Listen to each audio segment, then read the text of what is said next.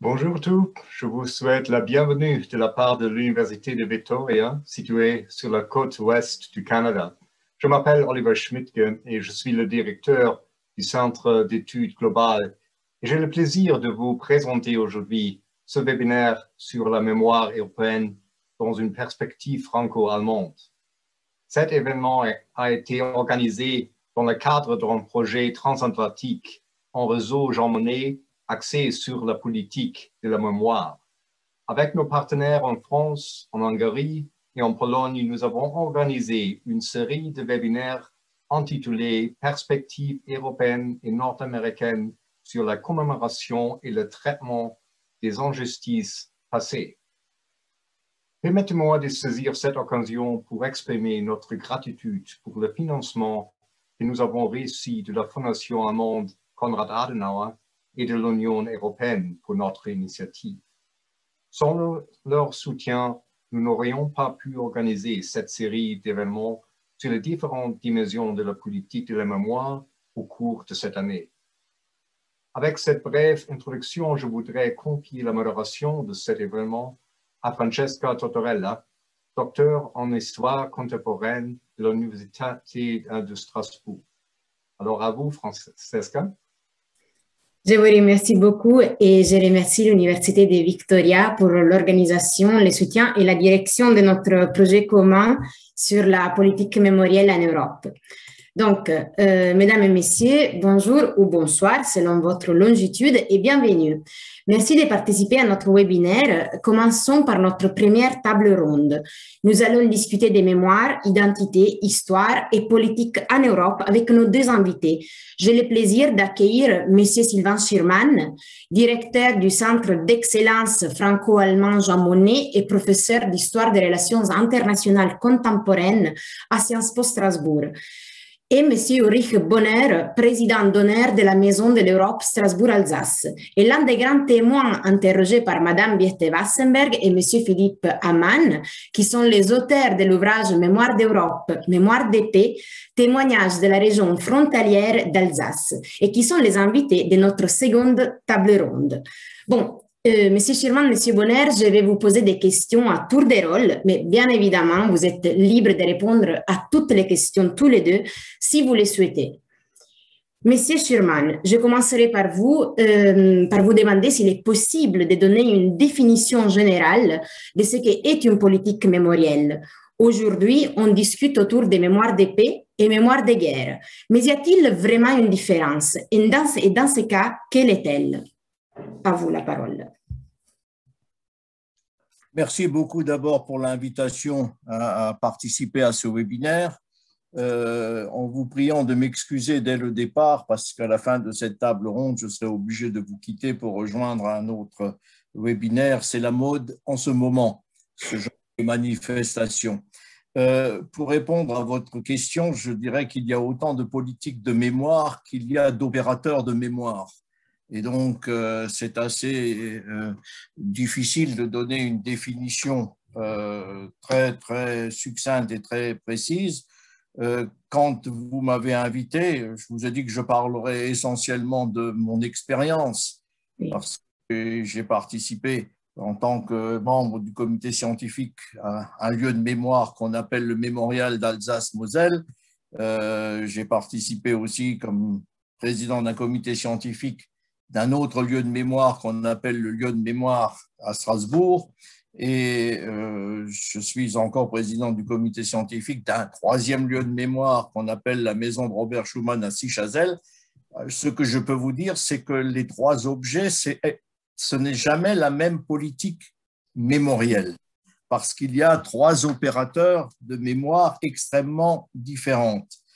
Et dans le premier cas, c'est une autorité politique qui était à l'époque les départements du Haut-Rhin, du Bas-Rhin et de la Moselle, puis ensuite la région Alsace et le département de la Moselle, ça c'est dans le cadre du mémorial de Schirmeck.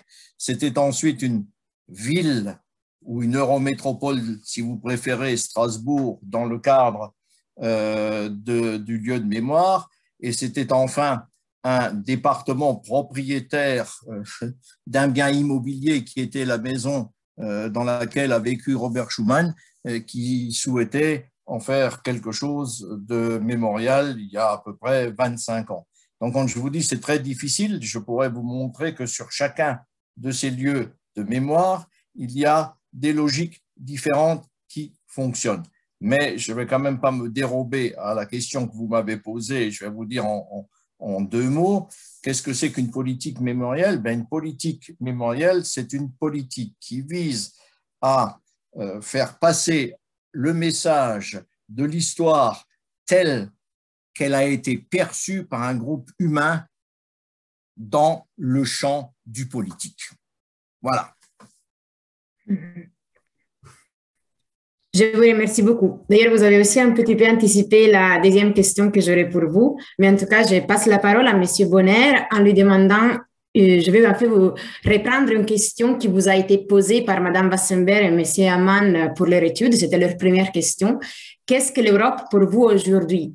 Et ensuite, comment les projets d'intégration européenne et une identité européenne sont-ils reliés aux narrations historiques? Et enfin, dans votre témoignage, vous dénoncez une Europe à mi-chemin, une réalité et une utopie. Est-ce que vous pensez qu'une politique de mémoire commune aiderait l'Europe à aller de l'avance? À vous la parole, Monsieur Bonner. Merci beaucoup. Alors, vous m'avez posé la question, qu'est-ce que c'est l'Europe aujourd'hui?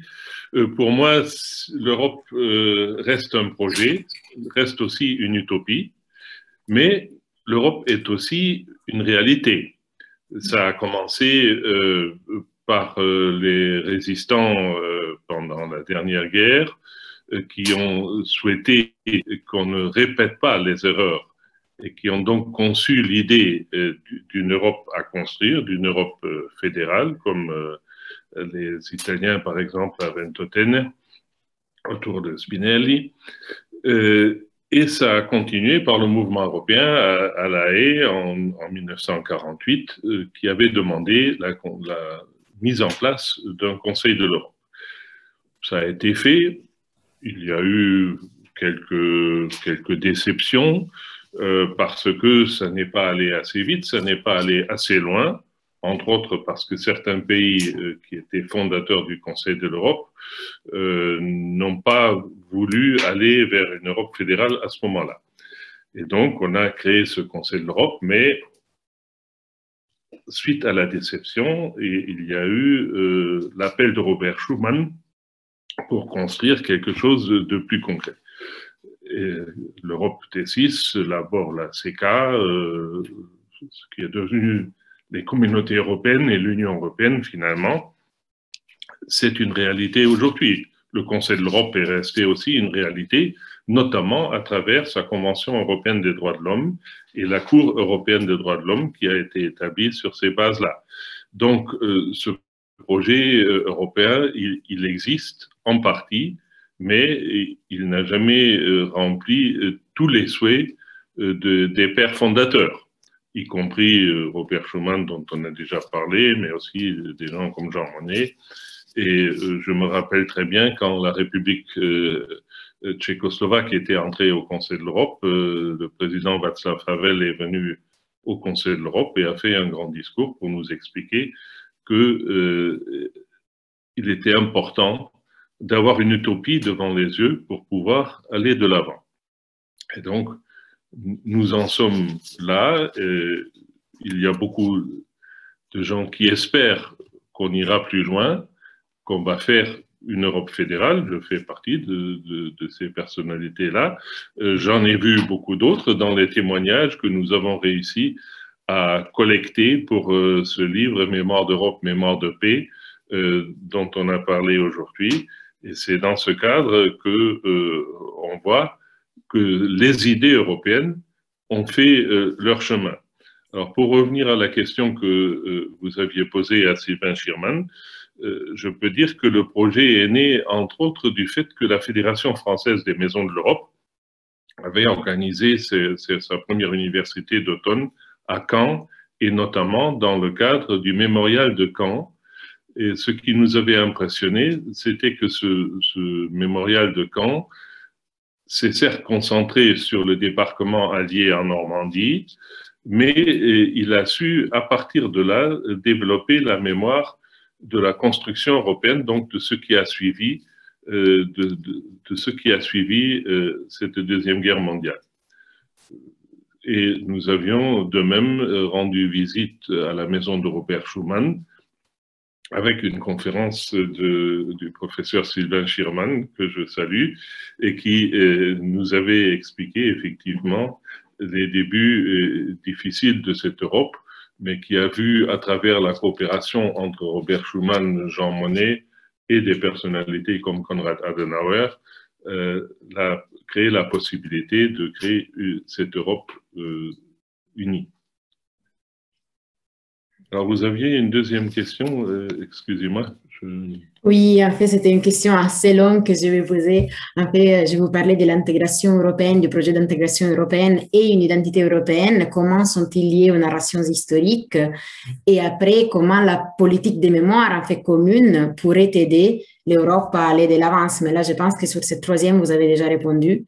Et je pense que votre réponse était assez complète, en vrai, sur mes questions. Je crois que ce qui est important dans cet aspect de mémoire, c'est effectivement la question des identités et l'identité qui est souvent une question posée aujourd'hui aussi dans le débat politique et qui peut être une question très dangereuse parce que si on limite l'identité à une seule perspective, et quelqu'un comme Amin Maalouf, par exemple, a écrit là-dessus, il a écrit un livre qui s'appelle les identités meurtrières, et nous avons fait effectivement l'expérience avec nos différentes guerres que les identités, quand elles s'engagent dans une voie unique, peuvent être très dangereuses.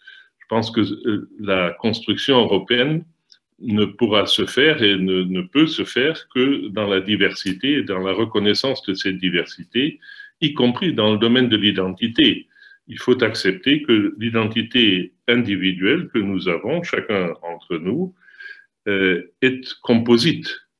Je peux être français, alsacien et européen. Je peux même être allemand en plus, ce qui est mon cas. Donc, à côté de cela, on peut avoir des identités religieuses, etc.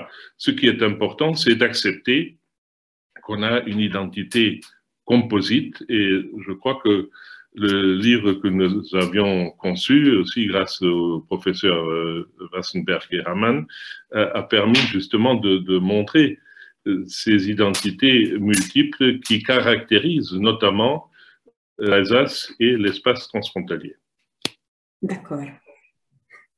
Je vous remercie beaucoup. Et du coup, pour repasser la parole à M. Schirman, effectivement, du coup, ma deuxième question concernait notamment la construction des lieux de mémoire européens dans laquelle vous aviez été notamment impliqué, donc le mémorial de Schirmeck, comme vous l'avez rappelé, la maison de Robert Schuman à Moselle et les lieux de l'Europe à Strasbourg. Peut-être pourriez-vous encore nous en parler encore plus dans les détails, comment conçoit-on un lieu de mémoire et quels sont les enjeux en fait derrière un lieu de mémoire? Qu'est-ce qu'on veut obtenir en fait? Peut-être même en nous faisant un exemple sur l'un des trois lieux sur lesquels vous avez travaillé. Voilà, à vous la parole. Voilà, très simplement et le plus lentement possible, sur les trois lieux de mémoire dont j'ai parlé au point de départ, aucun de ceux qui ont commandé les lieux de mémoire m'ont dit il faut construire un lieu de mémoire européen. Je voudrais quand même revenir là-dessus. Quand le président du conseil départemental de la Moselle m'a demandé, il y a plus de 20 ans, de lancer le comité scientifique de la maison de Schuman et de réfléchir à quelque chose, la consigne qui a été donnée, ce n'est pas de construire un lieu de mémoire européen, la consigne a été de dire il faut que ce bien patrimonial qui appartient à Robert Schuman soit restitué dans l'état dans lequel Robert Schuman y vivait. Et à côté, on va vous construire un musée, et ce musée doit être consacré à la vie de Robert Schuman. Voilà la commande politique qui a été faite. À aucun moment, on m'a dit il faut que ce que le comité scientifique que tu mettras en place fasse quelque chose comme lieu de mémoire européen. C'est devenu européen parce que tout simplement, vous ne pouvez pas faire une exposition sur la vie de Robert Schuman sans arriver à un moment donné dans les questions européennes. Donc, la commande politique, elle a été celle-là au point de départ. Quand l'histoire du mémorial d'Alsace-Moselle est partie, ça aussi c'est un monstre du Loch Ness qui a duré très très longtemps. La commande a été au point de départ de raconter l'histoire particulière des 3 départements de l'Est depuis la guerre 1870-71 jusqu'à la fin de la Seconde Guerre mondiale. Et ceux qui ont fait pression pour que cela se fasse, c'est une catégorie particulière de gens qu'on appelle les malgré nous. Je ne sais pas si vous savez ce que c'est que les malgré nous, c'est-à-dire les Alsaciens mosellans qui ont été incorporés de force dans l'armée allemande pendant la Seconde Guerre mondiale et qui avaient le besoin de faire reconnaître leur souffrance, de se positionner comme des victimes aussi du Troisième Reich, parce que je vous rappelle qu'au point de départ, il devait y avoir un mur des noms de tous ces incorporés de force tombés pendant la Seconde Guerre mondiale, et donc c'est parti de cette idée. Et de cette idée-là, d'une souffrance particulière d'une catégorie de population, il y a eu l'idée de raconter l'histoire d'une province qui est allée d'Allemagne vers la France et de la France vers l'Allemagne, c'est-à-dire qui a été ballottée par les 2 pays, et ensuite d'ajouter, c'était la dernière chose en 2010 à peu près, d'ajouter une dernière partie qui montre, c'était la commande politique encore, que ce ballottement entre la France et l'Allemagne allait être dépassé par la construction européenne. Bien, pourquoi les autorités régionales voulaient ça? C'est à eux qu'il faut poser la question. Si, je suis sérieux, vous rigolez. Moi, je suis sérieux. Là, je vous montre ce que c'est qu'un opérateur de mémoire. Le scientifique qui est là-dedans. Quand j'ai accepté, je voudrais maintenant arriver dans la partie scientifique. Quand j'ai accepté, à la demande du président Philippe Leroy, de présider le comité de la Maison Schuman, quel était mon souci? Mon souci personnel était scientifique. Je suis un historien. Je savais au point de départ que j'allais avoir accès à des documents qui n'ont jamais été rendus publics. Qu'on allait chasser d'autres documents publics et que je pouvais, comme historien, avoir accès à des choses auxquelles je n'aurais jamais accès. Parce que qu'est-ce qui se passe quand vous mettez en valeur un personnage comme Robert Schuman? C'est que ceux qui ont travaillé avec lui, ils vont vous donner des documents. Ils viennent les apporter quand ils savent que des choses partent. Et donc, par exemple, je vais vous donner une chose extrêmement simple. On a pu récupérer ainsi tous les discours prononcés par Robert Schuman quand il n'a plus été ministre à partir de 1953 jusqu'à sa mort. Et on a pu les éditer, ce qui n'a jamais été édité. Vous voyez mon intérêt d'historien? Hein? Il est là. On a récupéré ainsi, je vais vous le dire très clairement, les carnets qui ont été tenus par son chef de cabinet comme sous-secrétaire d'État aux réfugiés en 1940, et on va les sortir dans 2 mois, ils vont sortir, c'est publié intégralement, c'est un témoignage sur le début de la Seconde Guerre mondiale auquel, sans création de ce lieu de mémoire, on n'aurait jamais eu accès parce que la famille de ce chef de cabinet de Robert Schuman en 1940, qui s'appelle Paul Pfeffer, les avait sagement chez elle. Vous dites que vous lancez un lieu et les gens viennent et vous donnent des choses. De la même façon que le mémorial d'Alsace-Moselle a pu bénéficier de papiers de témoignages énormes qui sont donnés aux historiens de ces malgré nous, de leurs descendants, de leurs familles, de ce que les associations ont ramené. Et donc, moi, comme historien, j'essaye de faire mon travail d'historien. Vous voyez ce que je veux dire? Et donc, j'ai accès aux sources. Et après, comme tout historien, quand on me dit « je n'ai que 150 mètres carrés pour exposer la vie de Robert Schuman, eh bien, je vais faire des choix. Et là, je fais des choix. Et les choix consistent à essayer d'évaluer le plus objectivement possible la vie de Robert Schuman pour donner à l'Europe, à sa jeunesse, les parts qu'on estime, nous, importantes. Mais celui qui commande le projet, c'est lui qui est dans une démarche mémorielle. Hein? C'est ça qu'il faut bien comprendre. Et donc, c'est à lui qu'il faut systématiquement poser la question. Je termine par un exemple. Quand la ville de Strasbourg m'a demandé, c'était Roland Ries à l'époque le maire, de présider le comité scientifique du lieu d'Europe, la commande politique, elle était claire. Il s'agit de montrer comment l'Europe vit à Strasbourg. Ulrich Bonner, qui était, je ne sais pas si tu étais encore au Conseil de l'Europe à l'époque où c'était parti, Ulrich, si, je pense que tu devais être encore fonctionnaire du Conseil. Oui, oui, j'étais encore au Conseil de l'Europe. Oui. Donc, la commande, elle était là. Et donc, on s'est tourné, puisqu'il s'agissait de montrer comment l'Europe vit à Strasbourg, on s'est tourné vers quoi? Vers le Conseil de l'Europe, vers les institutions européennes présentes en Strasbourg, et on a demandé des documents et on a rempli cette mission. D'accord? Un lieu d'Europe pourrait ressembler à tout à fait autre chose à Strasbourg. Okay? Un mémorial d'Alsace-Moselle pourrait ressembler à tout à fait autre chose que celui qui est là. Donc, il faut aller vers la commande politique. Qui est-ce qui fait la commande politique et pourquoi il fait telle et telle commande politique? Voilà. Et nous, on accompagne. Comme historiens, on accompagne.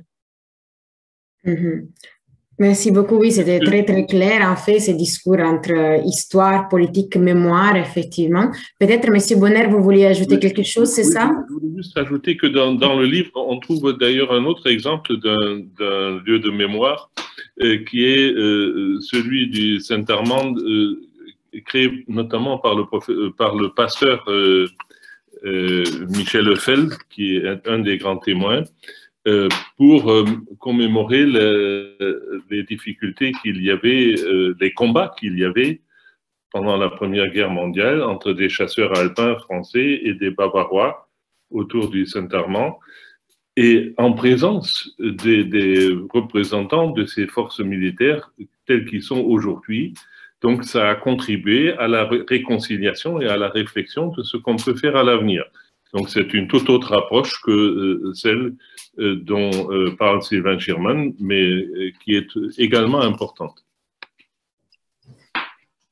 Je vous remercie beaucoup pour cette précisation. Et du coup, on va passer à une autre question. Monsieur Bonner, je voudrais aborder avec vous certaines questions politiques, en fait, plus politiques et actuelles, qui pourraient avoir des conséquences peut-être sur une mémoire marquée par des ressentiments négatifs en Europe et qui pourraient alimenter des sentiments anti-européens. Je pense à la crise de la dette de 2011 et en particulier à la Grèce qui était mise à genoux par la politique d'austérité. Comment pourra-t-on reconquérir les cœurs et la confiance de ces citoyens d'Europe? Et ensuite, je pense aussi au drame de la crise migratoire et aux hommes, femmes et enfants laissés mourir en Méditerranée. Quelle sera la mémoire de ceux et celles qui arrivent sur nos côtes et qui seront les futurs citoyens d'Europe? Enfin, quelle est la vision politique de cette Europe? Et je vous laisse la parole sur cette thématique, disons, plus politique. Voilà. Alors, effectivement, il y a deux questions qui me paraissent très importantes. L'une est liée à la question de la solidarité européenne et de l'euro, parce que dans la crise de l'euro, la Grèce s'est trouvée en très mauvaise posture. Il y a d'ailleurs d'autres pays qui se sont trouvés en mauvaise posture. Je parle du Portugal, de l'Espagne, peut-être même l'Italie et la France jusqu'à un certain point, mais qui ont pu s'en sortir grâce à des politiques d'austérité, alors que les Grecs ont été en quelque sorte mis sous tutelle et on leur avait d'abord dit qu'on ne pouvait pas les soutenir. C'est notamment le gouvernement allemand de l'époque qui était très critique, mais que finalement, tout ça, on s'est ressaisi et on s'est dit, il faut que la Grèce, quelles que soient les bonnes ou mauvaises raisons pour lesquelles elle a rejoint l'euro en son temps, il faut jouer la solidarité, il faut que la Grèce puisse s'en sortir Alors, ça s'est fait, hélas, à travers des sacrifices énormes par la population grecque, par toutes sortes de catégories de population grecque, ce que je regrette, parce qu'on aurait sans doute dû commencer ce soutien avant, mais quand même, la Grèce a pu s'en sortir et aussi l'euro a pu s'en sortir, parce que c'est le genre de construction, l'euro, c'est pas comme l'Union européenne qui va survivre au Brexit. Si on laisse partir un pays qui a adopté l'euro parce qu'il y a une crise, ça aurait pu être le début de la fin de l'euro. Et donc, heureusement que les responsables de nos États membres et les responsables de la Banque centrale européenne se sont ressaisis pour finalement apporter un soutien à la Grèce dans des situations très difficiles.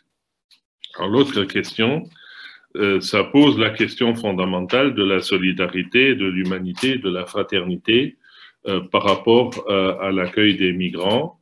Il y a eu des exemples positifs. L'Allemagne, à un moment donné, a donné un bon exemple en disant « nous sommes prêts à accueillir jusqu'à 1 million de migrants ».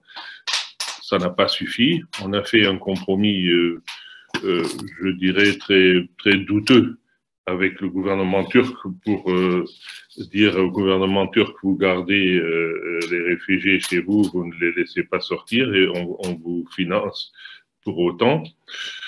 Pour moi, c'est un compromis qui n'est pas à l'honneur de l'Europe et on n'a jamais réussi vraiment à arriver à une situation où la solidarité entre pays européens aurait fait qu'on allait accueillir les réfugiés dans les différents pays européens au prorata de leur population ou de leur force économique, etc. En même temps, on a créé une force européenne de contrôle des frontières en Méditerranée qui s'appelle Frontex, dont on a constaté maintenant qu'il y a eu aussi pas mal d'abus.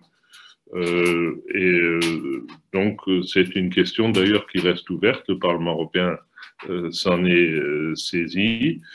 Je pense que si on veut garder les frontières de l'Europe, il y a de bonnes raisons pour le faire, mais il faut le faire avec humanité.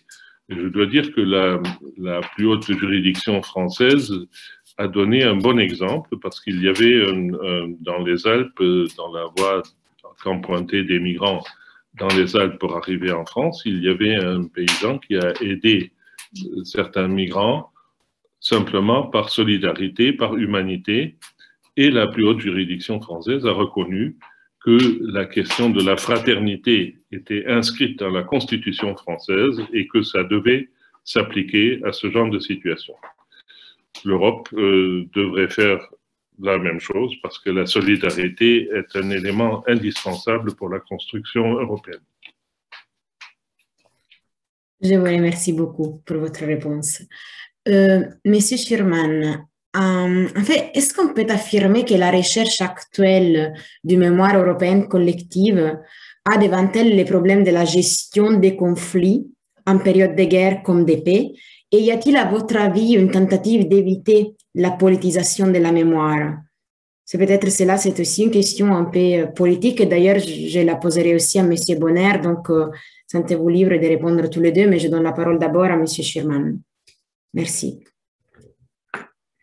Je ne sais pas si j'ai bien compris votre question, mais vous rectifierez si je fais fausse route dans ma réponse. Première chose, le phénomène, enfin, c'est un phénomène éminemment politique. Je ne peux pas dépolitiser la question de la mémoire, puisque, en fait, c'est l'affirmation de groupes humains dans un champ social, dans un champ politique, à travers la perception qu'ils ont de leur histoire, de leur vécu, de leurs habitats, de leurs habitus. Je ne peux pas dépolitiser la mémoire. Et j'allais dire heureusement, parce qu'en fait, la seule façon d'avancer, c'est confronter les mémoires, c'est faire dialoguer les mémoires, c'est les faire s'opposer. Et c'est ça qui est central et fondamental. Ma mémoire, si je prends la mémoire nationale, parce qu'elle existe, la mémoire nationale, il y a des récits nationaux dans tous nos pays, ma mémoire nationale ne peut pas être la même mémoire nationale que celle de Geert Wassenberg que je vois à l'écran. Qu'est-ce que vous voulez?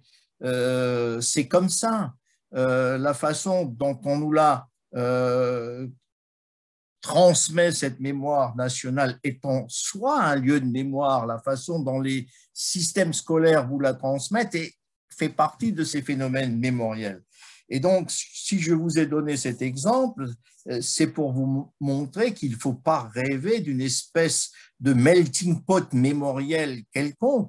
Ulrich Bonner a, en introduction, parlé de nos identités plurielles. Bon, eh bien, il faut les faire dialoguer, nos identités, il faut les faire se confronter au bon sens du terme, et vous n'éviterez pas la politisation d'un phénomène mémoriel. Si je reprends un exemple ici du mémorial d'Alsace-Moselle, je pourrais vous raconter des débats extraordinaires entre des mémoires au sein du comité qui a mis ce mémorial en place. Est-ce que vous pensez que des malgré nous, c'est-à-dire des incorporés de force et des représentants d'associations de la résistance alsacienne-mosellane qui siégeaient dans ce comité ont la même vision des choses?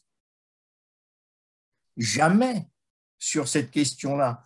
Je vais vous donner encore un autre exemple, puisque la dernière partie du mémorial est en rapport avec ce que vous avez là, votre thème de discussion aujourd'hui, où il s'agissait de mettre en place le dépassement de la conflictualité franco-allemande qui avait pour objet l'Alsace, pour placer l'Alsace au centre d'une construction européenne à partir de Strasbourg et faire de l'Europe ce qui dépasse. Mais ça a été la bagarre permanente sur cet aspect-là, parce qu'autour de la table, il y avait des historiens qui disaient « Attention, vous ne pouvez pas faire de la téléologie ». Vous savez ce que ça veut dire, la téléologie? C'est-à-dire faire comme si toute l'histoire allait converger un jour vers une fédération européenne. Qu'est-ce que vous en savez? Vous pouvez y croire. Mais c'est plus historique à ce moment-là. Si vous voulez que je rentre un peu dans ce débat, il y avait les institutions européennes qui siégeaient là. Eux, qu'ils cherchaient à faire, ils cherchaient à faire dire que le type d'institution pour le projet qu'ils incarnent, c'était les seuls valables. Voilà, on est dans le débat politique. Hein? Donc, en permanence, donc laisser la mémoire être confrontation, être dialogue, être opposition, être politique. Et mon ami, je dis mon ami, parce que c'en est un, Étienne François, qui a essayé de faire une réflexion sur les lieux de mémoire européens, je ne sais pas si vous avez lu ses travaux sur les lieux de mémoire européens, eh bien, il vous montre la difficulté de parler de lieux de mémoire européens et d'une politique mémorielle européenne. Qu'est-ce que ça veut dire, une politique? Vous venez vous-même, en posant la question à M. Bonner, de montrer qu'il y a une mémoire grecque, elle est plurielle, et cette mémoire grecque, elle va encore s'enrichir de l'épreuve de la dette. J'ai un jour, je terminerai là-dessus, fait un petit article pour des amis allemands qui me l'avaient demandé sur le fameux match de football de Séville de 1982. Je ne sais pas si vous vous souvenez de cela, enfin les plus anciens se souviennent, France à Séville en 82. Qu'est-ce que ça a ressuscité comme mémoire nationale, ce match de football? Donc vous ne les effacerez pas. Voilà, ils se réinscrivent, ils se réincarnent, ils se transforment et ils seront toujours confrontation. Et vous l'avez en Europe, par exemple, les mémoires. Vous prenez un seul phénomène, la Seconde Guerre mondiale. La mémoire de la Seconde Guerre mondiale n'est pas la même à l'est de l'Europe, au sud de l'Europe et qu'à l'ouest de l'Europe. Quand vous avez 35 millions de morts dans la partie est de l'Europe, ça ne peut pas être la même mémoire de la Seconde Guerre mondiale qu'en Italie, où vous avez eu 500 000 morts. Voilà. Merci beaucoup. Je passe du coup sur cela la parole à M. Bonner, si vous voulez intervenir. Oui, merci. Effectivement, je partage tout à fait l'avis de Sylvain Schirman que la mémoire est nécessairement politique.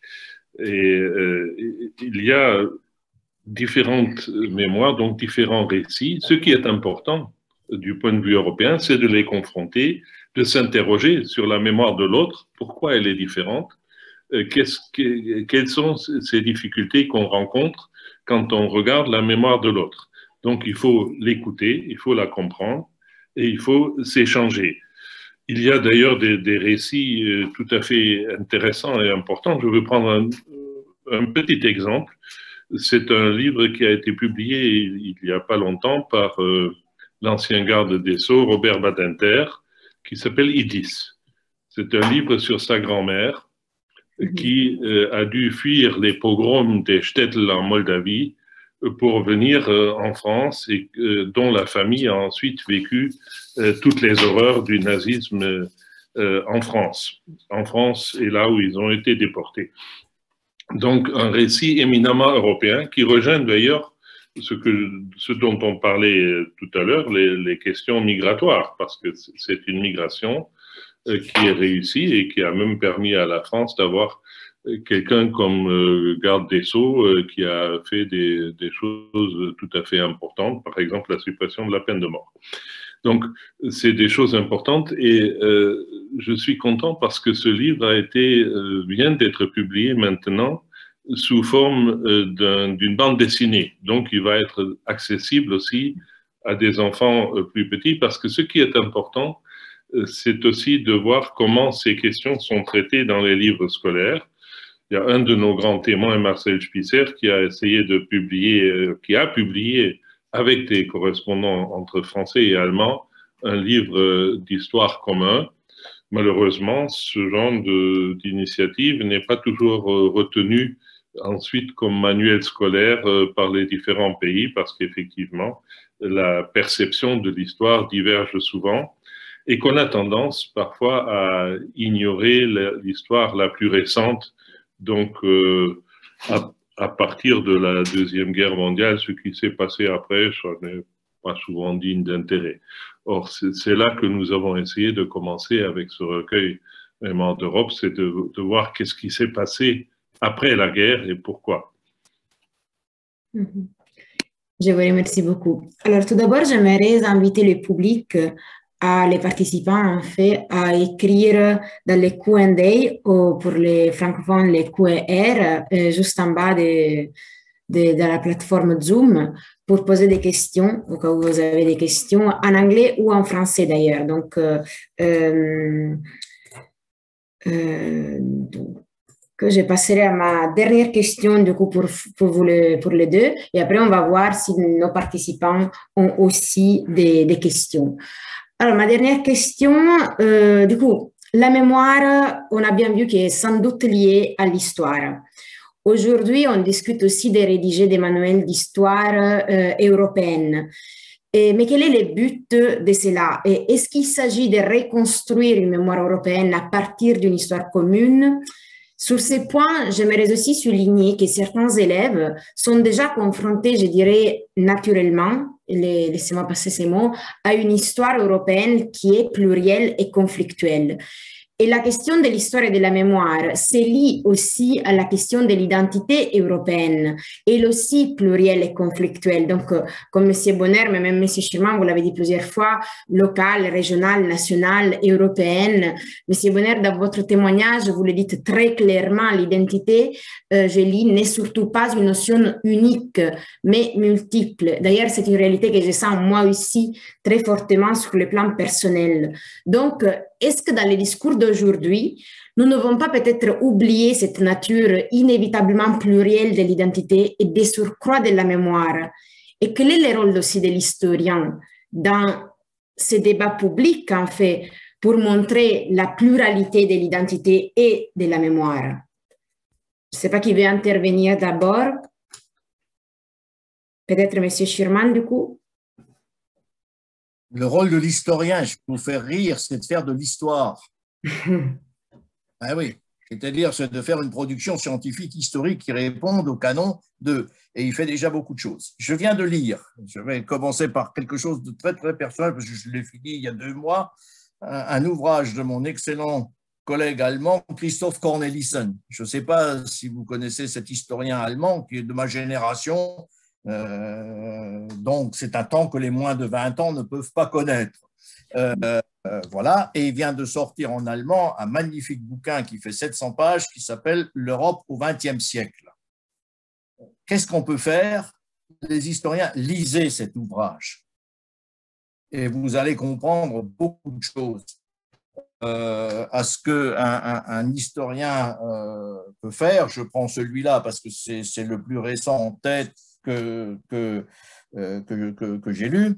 Et donc, c'est-à-dire qu'est-ce qui se passe pour écrire une histoire de l'Europe au XXe siècle sans faire de téléologie, en montrant les lignes de convergence, en montrant les fractures, en montrant les évolutions et de s'interroger. Et je vais vous résumer en quelques mots ce que vous pouvez trouver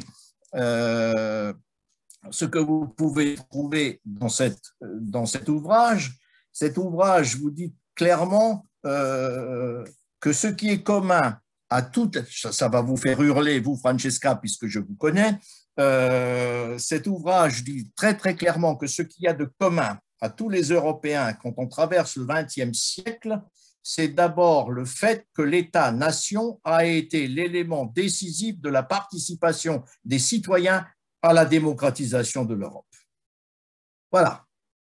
En montrant que, en fait, le phénomène national, malgré les vicissitudes, malgré les guerres, qu'est-ce qu'il vous montre ensuite? Que partout, de l'Est à l'Ouest, l'Europe a inventé un système socio-économique fait de protection, fait de formes de liberté de commerce. Qu'est-ce qui montre encore? Que l'Europe a inventé un discours sur l'européanité, progressivement. Et il dit ceci, ça encore, ça va faire débat, mais c'est ça du travail d'historien, c'est-à-dire c'est prendre des éléments, faire réfléchir, amener des éléments scientifiques. Personne ne peut contester, et ça n'a rien à voir avec les dérives du nationalisme, l'attractivité de l'État-nation tout au long. Et même quand vous regardez, c'est encore dans cet ouvrage de Cornelissen qui n'est absolument pas opposé à la construction européenne, et même si vous avez un processus comme la construction européenne, ce processus de la construction européenne ne remet pas en question les États-nations. Et ça, ce sont des interrogations que vous pouvez faire. Donc, vous me posez la question comme historien. Moi, comme historien, j'essaye d'être l'homme honnête qui prend les éléments à sa disposition et qui fait trois choses, qui vous fait un récit, qui vous fait une analyse et qui vous propose une interprétation. Et quand je fais ça, j'ai le sentiment non seulement du devoir accompli, peut-être mal accompli, ça peut se discuter, mais le sentiment du devoir accompli et de ma participation comme scientifique au débat de la sphère publique. C'est-à-dire, j'ai presque envie parfois de dire, je terminerai par là, à nos responsables politiques, lisez ces ouvrages, lisez les ouvrages de collègues de sciences politiques, lisez-les, puis vous verrez si ça peut vous éclairer, vous aider, vous aider. C'est ça notre fonction. Après, je suis aussi un citoyen, donc je peux aussi prendre des positions. Mais en général, si je prends des positions non alimentées par ma réflexion scientifique, je ne suis pas schizophrène. C'est-à-dire mes positions sont aussi dictées par ça. Voilà ce que je voulais vous dire. J'essaie d'être le plus honnêtement du monde, historien. Merci beaucoup. Monsieur Bonner, du coup, à vous la parole. Oui, moi je ne suis pas historien, mais j'apprécie tout à fait l'approche de Sylvain Schirman. Ce que je pense, c'est que nous devons nous attacher davantage, peut-être que par le passé, à l'étude de l'histoire récente, y compris des choses comme l'évolution de l'euro, y compris des choses comme l'évolution des migrations, etc. C'est encore récent et ça touche toute l'Europe, même si la perception d'un pays à l'autre, et c'est vrai par exemple pour les questions de migration, la perception d'un pays à l'autre est très différente. Et donc, je pense par là aussi que les historiens vont avoir des approches assez différentes, mais c'est très important de confronter ces points de vue et de tenter d'arriver à une compréhension commune de ces phénomènes et par là, par cette compréhension commune, d'arriver aussi à des solutions communes qui acceptent les notions de solidarité, de fraternité et d'humanité. Malheureusement, il y a des pays qui, par exemple, dans le phénomène migratoire, des pays qui ont perdu beaucoup de migrants et qui aujourd'hui ont beaucoup de mal à accueillir des migrants. C'est une réalité.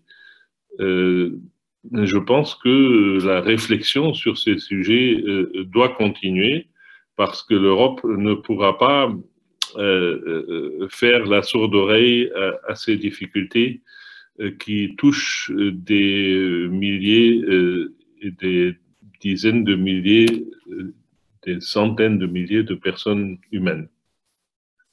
Ok, merci beaucoup. Alors, avant de passer la parole à Madame Westenberg, il y a une question de Audrey Tisson, donc je vais vous la lire. Concernant le travail de mémoire, peut-on dire que la France a du retard par rapport à l'Allemagne?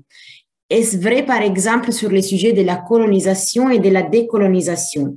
Merci. Du coup, je ne sais pas, Monsieur Schirman, peut-être vous voulez commencer? Je n'aime pas beaucoup, je n'aime pas beaucoup le terme retard ou pas retard. Moi, je crois que les sujets de mémoire sont mûrs à un moment ou à un autre dans le champ historique. OK? Il faut placer ces phénomènes de repentance, de reconnaissance, lorsque la question arrive à maturité. Et encore une fois, tout n'est pas mûr en même temps, au même moment. Sur la question mémorielle allemande, il faut quand même dire un mot. L'Allemagne avait-elle le choix en 45-50? Avait-elle le choix? Les pays vainqueurs avaient plus le choix. Donc, je trouve que on a du mal avec certaines problématiques de mémoire en France. Il faut les laisser arriver à maturité. Et quand elles sont en maturité, la reconnaissance vient. Je veux dire, c'est comme ça qu'il faut avancer, parce que les questions de mémoire sont beaucoup inscrites aussi dans un contexte. Elles ne sont pas détachées du contexte dans lequel vous les vivez. D'accord? Et je pense que, en fait, la reconnaissance par Chirac de ce qui s'est passé avec la responsabilité de l'État français en 1900,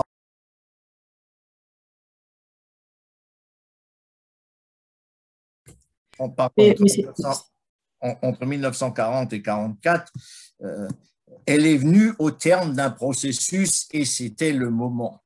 Voilà. Je veux dire, vous ne pouvez pas demander au général de Gaulle et à cette France-là de reconnaître la responsabilité de la France dans les crimes de Vichy. OK? Après, ça se construit progressivement.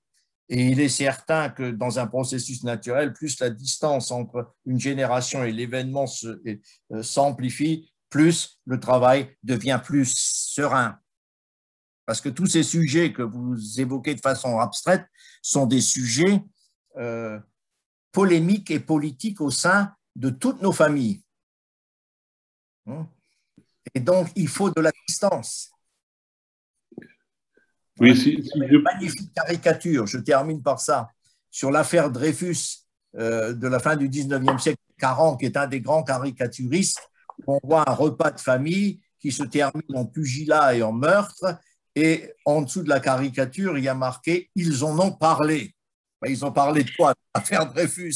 Et donc, ça divisait. Eh bien, vous prenez nos familles, vous les faites parler en Alsace-Moselle de la Seconde Guerre mondiale. Philippe Hamann, qui est aussi lorrain comme moi, le sait ce que ça peut donner dans les familles. Donc, pour que le débat puisse avoir lieu, pour qu'on puisse admettre un certain nombre de choses. Il faut de la distance entre l'événement et la prise de position. Et je pense que la France, elle est devenue mûre sur ces questions-là au cours des années 80, sur Vichy et la Shoah, après des combats qui ont été les ouvrages de Paxton, encore un historien, après le travail des Klarsfeld, progressivement, voilà, ça a été possible, ou Ophuls avec son film Le Chagrin et la pitié, voilà des choses qui ont permis progressivement la conscience. Mais c'est la génération des gens qui sont nés après la guerre qui peuvent prendre les distances avec. Ceux qui ont été impliqués, c'est parfois un peu plus difficile. Vous avez le choix ou pas le choix. Je dis souvent, l'Allemagne n'a pas eu le choix. Oui, si je peux peut-être dire quelques mots aussi sur cette question qui parlait aussi de colonisation, de décolonisation. Il faut tout simplement comprendre, d'une part, que l'Allemagne n'avait pas été touchée institutionnellement par les questions de l'esclavage, parce que c'était dans les colonies françaises, c'était en Amérique, etc. C'était pas en Allemagne. Et on en a parlé beaucoup à propos de Napoléon ces derniers jours. Et l'Allemagne avait perdu toutes ses colonies en 1918. Donc, à partir de là, le problème de la décolonisation dans la perception allemande n'était pas du tout le même que dans la perception française, où la décolonisation s'est faite dans le chagrin après la Deuxième Guerre mondiale, et même jusqu'en 1962, si je parle par exemple de l'Algérie. Donc, l'approche, forcément, est très différente dans les faits. Alors, à partir de là, l'histoire, elle interprète aussi ces faits de façon sans doute différente. Il y a une phrase de Mitterrand que j'aime beaucoup qui s'appelle « Il faut laisser le temps au temps ». Merci beaucoup. Alors, j'ai une dernière question du public et après, je laisserai la parole à Madame Wassenberg, donc de Oliver Schmidtke. La question, c'est la suivante. Compte tenu de l'histoire de l'Europe au XXe siècle, se concentrer sur une culture de la mémoire européenne partagée pourrait-il courir le risque d'approfondir les vieilles animosités et les griffes politiques sur les continents? Monsieur Bonner, du coup, à vous la parole et après Monsieur Schirman.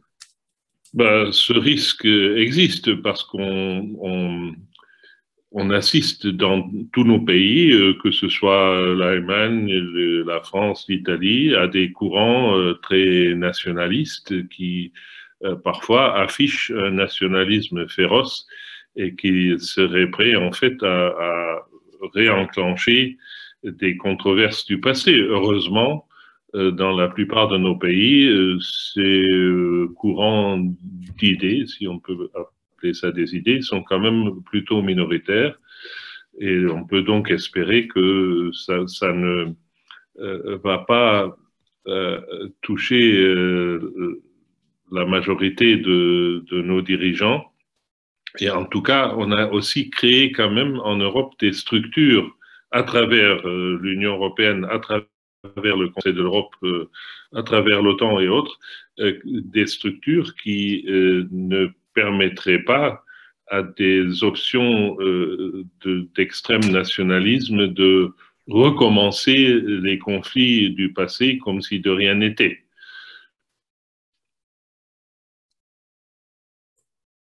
Je vous remercie beaucoup. Et Monsieur Schirman? Deux mots, juste deux mots. Je pense qu'il ne faut pas de politique officielle de mémoire qui conduise à l'amnésie d'un certain nombre de choses. Rien ne serait pire que de vouloir un récit homogène, épuré, qui ne fâche pas. Je pense au contraire qu'en fait, il faut laisser les différentes mémoires s'exprimer et se confronter. Et donc, je suis contre une politique officielle quelconque d'une Union européenne en matière de mémoire. Je préfère franchement que en fait, on dialogue, on discute, on confronte, et c'est la seule façon. Parce que j'ai en tête aussi le discours d'un président de la RFA, un grand monsieur d'abord qui s'appelait monsieur von Weizsäcker, que Ulrich connaît certainement, qui dans une commémoration d'un 8 mai 45 vous a montré ce que ça peut faire quand on laisse mûrir les choses. c'était pour le 40e anniversaire de la chute du Troisième Reich le 8 mai, alors que nous, en Europe occidentale et aux États-Unis et en Angleterre, on fait ça comme la victoire et patati et patata, Weizsäcker a dit, ce jour-là, les Allemands doivent le regarder comme le jour de la libération. Et donc, en fait, après 4 décennies, il a chargé de contenu positif un événement qui était une défaite. Mais ça n'a été possible qu'au bout de 40 ans. Mais c'est un président de la République dont nous pouvons être fiers en Allemagne. Oui, non, mais c'est un grand monsieur, compte tenu aussi de son passé personnel sur lequel je n'ai pas à revenir ici. Mais c'est ça. S'il y avait eu une politique officielle qui vous contraigne à dire quoi que ce soit, vous n'avez pas ce geste. Parce que là, ça vient au bon moment. Voilà. Je vous remercie beaucoup. Et du coup, je laisse la parole à Madame Wassenberg pour sa question. Alors, je crois que ma question fera la transition parfaite pour la deuxième partie. Super. Mais je voudrais revenir sur quelque chose que vous avez tous les deux dit. Et enfin, vous étiez d'accord là-dessus. Vous avez dit que la mémoire est forcément politique. Et Sylvain, il a ensuite aussi dit, enfin, il semblait dire que le travail de l'historien, il est un peu différent que dans ces questions de mémoire. Et alors, je vous pose, alors je pense à notre livre qu'on a fait avec Philippe sur la mémoire, ça s'appelle donc Mémoire d'Europe, Mémoire de paix. Et à l'époque, je me rappelle qu'on l'avait fait en contrepoids à la mémoire, à la commémoration de la Première Guerre mondiale. Tout le monde parlait de la commémoration de la guerre et nous, on avait dit, ben non, mais on veut faire quelque chose pour commémorer la paix. N'est-ce pas aussi de la politique, ça? Et alors, du coup, est-ce que nous, les chercheurs, les scientifiques, est-ce qu'on a le mauvais rôle? Et puis, la deuxième question que je pose aussi à tous les deux, qui est parce que notre livre, en fait, prend en compte un autre type de mémoire que Sylvain, nous avons aussi testé avec notre étude sur l'histoire du Parlement européen, qui est un peu, j'appelle ça la mémoire individuelle, personnelle, qui est une mémoire subjective. C'est une autre façon un peu de rendre compte de l'histoire par des témoins historiques et comment eux, ils ont vécu la construction européenne ou l'Europe, la mémoire de la paix ou même la mémoire de la guerre. Donc, cette mémoire individuelle, où est-ce qu'elle se place par rapport à ces lieux de mémoire ou par rapport à toute cette politique de la mémoire? Monsieur Schurman, vous voulez répondre vous d'abord et après Monsieur Bonner. Sur le premier point, paix, guerre, je n'ai aucun problème. Je veux dire, j'ai participé à des commémorations de paix. J'ai en tête des manifestations qui ont lieu, par exemple, à Genève pour commémorer le plan Briand. J'en étais à une, j'étais encore jeune en 89, c'était 60 ans du plan Briand. Il y en a eu régulièrement, j'ai participé. Bon, je veux dire, ce qui est intéressant de voir, c'est une thématique historienne, c'est comment on sort d'une guerre et qu'est-ce que ça induit et comment à partir de là, notamment après la Première Guerre mondiale où on a dit c'est la der des der, on va essayer de pacifier. C'est ça qui nous intéresse en historien, et de voir si ça fonctionne et pourquoi ça fonctionne, et de voir si ça ne fonctionne pas et pourquoi ça ne fonctionne pas, et donc d'apporter des éléments. Voilà. Donc, on ne fait pas que l'histoire des guerres et des conflits. On fait le rêve de l'historien, c'est l'histoire globale, que chacun d'entre nous n'est pas capable de faire, tout simplement parce qu'on n'a pas le temps, parce qu'on n'a pas l'encyclopédisme pour, donc on rentre dedans avec un certain nombre de sujets et de thèmes. Mais si je prends l'ensemble de la production historique, en fonction d'un certain nombre de contextes, elle s'intéresse aussi bien aux phénomènes belliqueux qu'aux phénomènes de pacification. Je pense à nos collègues Archidiacono ou d'autres, Philippe Dubois, qui en historien, il y a des politistes aussi qui sont à ces questions-là, donc on est là-dedans. Sur les mémoires individuelles, ce qui m'avait frappé dans les interviews des députés européens d'un certain âge de la première législature, c'est deux choses. C'est d'abord leur propension naturelle à donner le discours de l'institution. Ça m'avait frappé. Ils donnent le discours convenu de l'institution. C'est clair, etc. Et la deuxième chose qui m'avait frappé, c'est ce qui reste, mais c'est normal aussi avec l'âge, je vois ça avec d'autres personnes, c'est les anecdotes. C'est-à-dire le fait de raccrocher ça à un événement,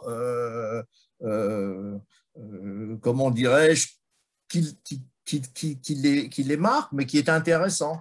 Mais pour le reste, quand même, les libéraux qu'on a interrogés tenaient le discours du camp libéral sur le Parlement européen, les sociodémocrates tenaient la… ça, c'est bon. Mais en même temps, c'est normal.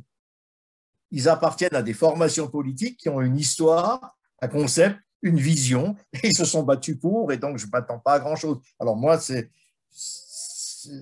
dans tout groupe humain comme ça. C'est ça qui forge les cohésions des groupes. Monsieur Bonner. Ah. Oui, merci. Pour la première question, je pense qu'effectivement, Birte Wassenberg et Philippe Hamann ont plutôt eu le beau rôle parce que nous sommes partis de la mémoire de paix. Maintenant, pour ce qui est de la mémoire individuelle, permettez-moi peut-être de revenir sur 2 points de mon histoire individuelle personnelle.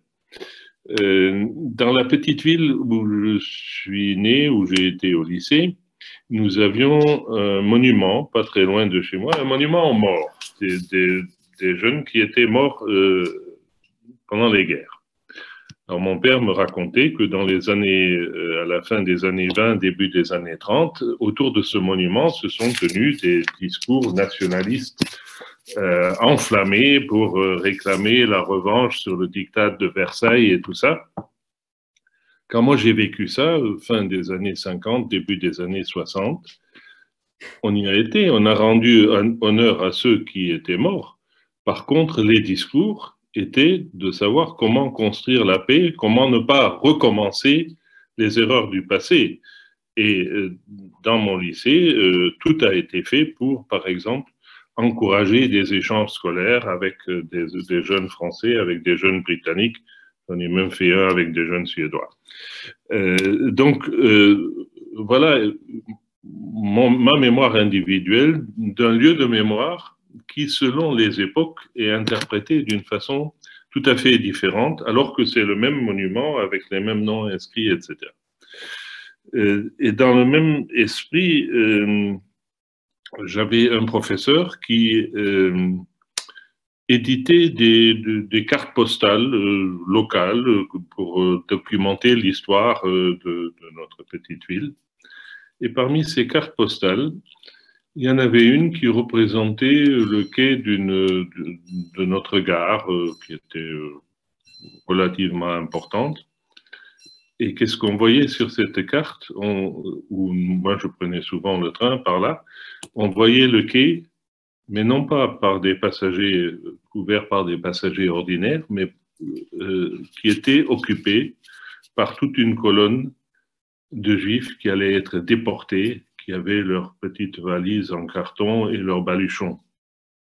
Pour moi, je n'ai plus du tout pu aller à cette gare avec la même idée que celle que j'avais auparavant quand je prenais le train à cet endroit. C'est aussi un effet de la mémoire qu'on peut provoquer à travers des choses finalement qui sont très simples au départ.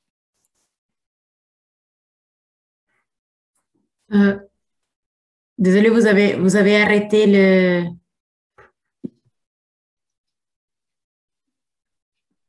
Est-ce que peut-être vous pourriez répéter, Monsieur Bonner, ce que vous venez de dire, parce que c'était arrêter les microphones, enfin.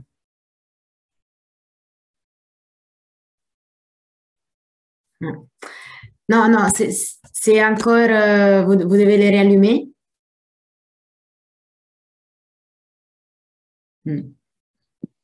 Oui, voilà, oui, vous m'entendez? Merci, donc, oui, merci beaucoup. La dernière partie, c'était aussi une histoire personnelle sur un lieu qui, en fait, n'est pas a priori un lieu de mémoire. C'était un simple quai de gare, dans la gare qui était proche de chez nous. On avait un professeur au lycée qui s'amusait à collecter des documents d'histoire locale, et notamment des cartes postales, qu'il publiait, des petits recueils de cartes postales.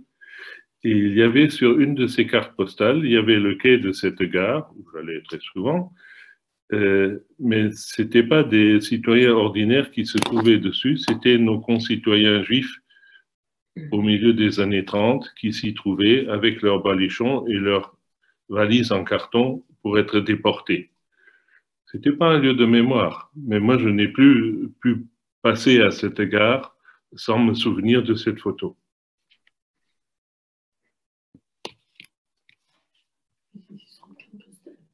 Mmh. Ça aurait été bien que ce soit sur la gare. Oui, ça aurait été bien. Bon. Oui, ok, bah du coup, je pense qu'on a fini avec la première table ronde. Je ne sais pas si quelqu'un veut ajouter encore quelque chose, mais je vois que… Moi, je voudrais vous saluer, vous dire au revoir parce que je vais rejoindre un autre… Oui, alors je vous remercie beaucoup et… Bonne suite à toutes et à tous. Merci beaucoup et merci à vous pour la participation. Au revoir. Donc, merci beaucoup. Je remercie de nouveau du coup M. Schirman et M. Bonner pour leur participation à ce webinaire et j'ai le plaisir de vous présenter nos deux autres invités, Madame Birte Wassenberg, professeure d'histoire contemporaine à Sciences Po Strasbourg, et M. Philippe Amann, professeur de sociologie à l'Institut d'urbanisme et d'aménagement régional de l'Université de Strasbourg. Ils sont les auteurs de l'ouvrage dont on a parlé, Mémoire d'Europe, Mémoire de paix, témoignage de la région frontalière d'Alsace, qui étudie la mémoire à travers un regard à la fois historique et sociologique. La mémoire transfrontalière, la mémoire européenne et la mémoire du voisin.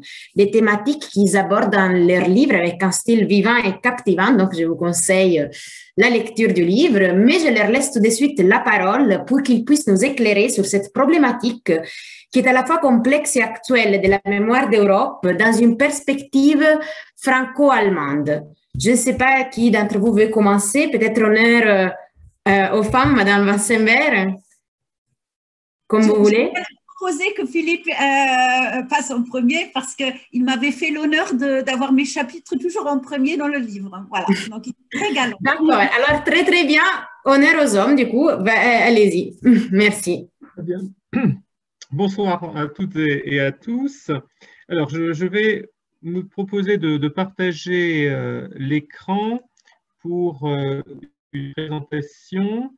Là, je ne sais pas si vous voyez. Non, ça n'a pas l'air de fonctionner. Alors, on va procéder autrement. Ça a fonctionné. Ça marchait?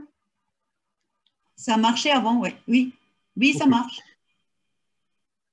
D'accord. Bon, alors si ça fonctionne, partons ainsi. Alors, je vais essayer de ne pas être trop long en l'occurrence, hein, mais simplement de revenir sur cette question sous un angle que Birte complétera après, et de mon point de vue, du point de vue donc d'une réflexion sur les espaces transfrontaliers pour abonder cette mémoire d'Europe. Dans un premier temps, c'est, j'allais dire, un peu courant d'un point de vue sociologique, hein, je vais partir finalement de la pluralité des lectures de la coopération transfrontalière, tout comme il a été question dans la première séquence que vous avez pu suivre d'une pluralité des mémoires, et bien là aussi de partir de cette diversité, et ensuite de décliner quelques enjeux particuliers, notamment autour des notions de laboratoire, d'institution, d'échelle, et de rapport aux citoyens.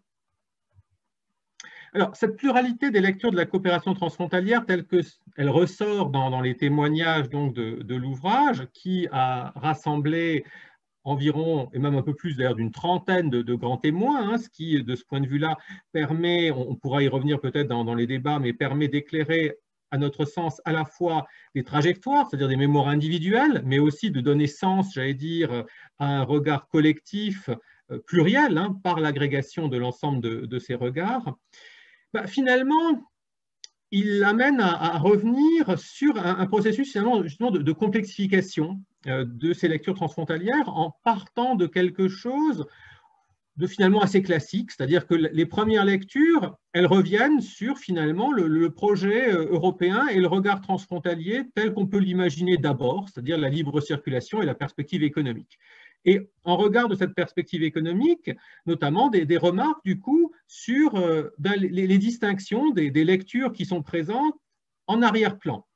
Par exemple, ici, un témoignage qui nous explique qu'au niveau des coopérations entre petites et moyennes entreprises, finalement, la Suisse demande davantage de subventions que la France, ce qui interroge effectivement sur ces distinctions administratives et politiques. Cette lecture donc économique, qui est en même temps aussi fonctionnaliste, incite également à mettre en relation la lecture des coopérations avec celle du développement économique territorial. Et par rapport à ça, c'est intéressant de noter, parce qu'on a essayé justement d'avoir un panel assez large de lecture par rapport à nos témoins, y compris des personnes d'autres sphères de la sphère économique, soulignent ce primat en quelque sorte de l'économie, par exemple le grand Romain Gutmann, qui souligne le fait que ces rapports fonctionnels et économiques sont les plus prégnants, là où, par exemple, dans le domaine confessionnel, il reconnaît que finalement, on ne va pas aussi vite dans la matière.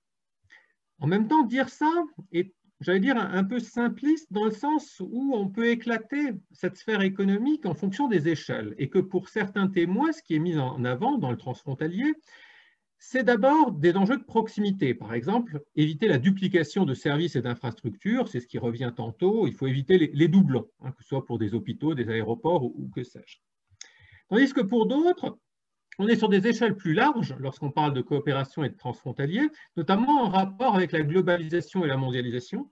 Alors, entendu à la fois au sens économique, mais aussi, j'allais dire, des réseaux mondialisés.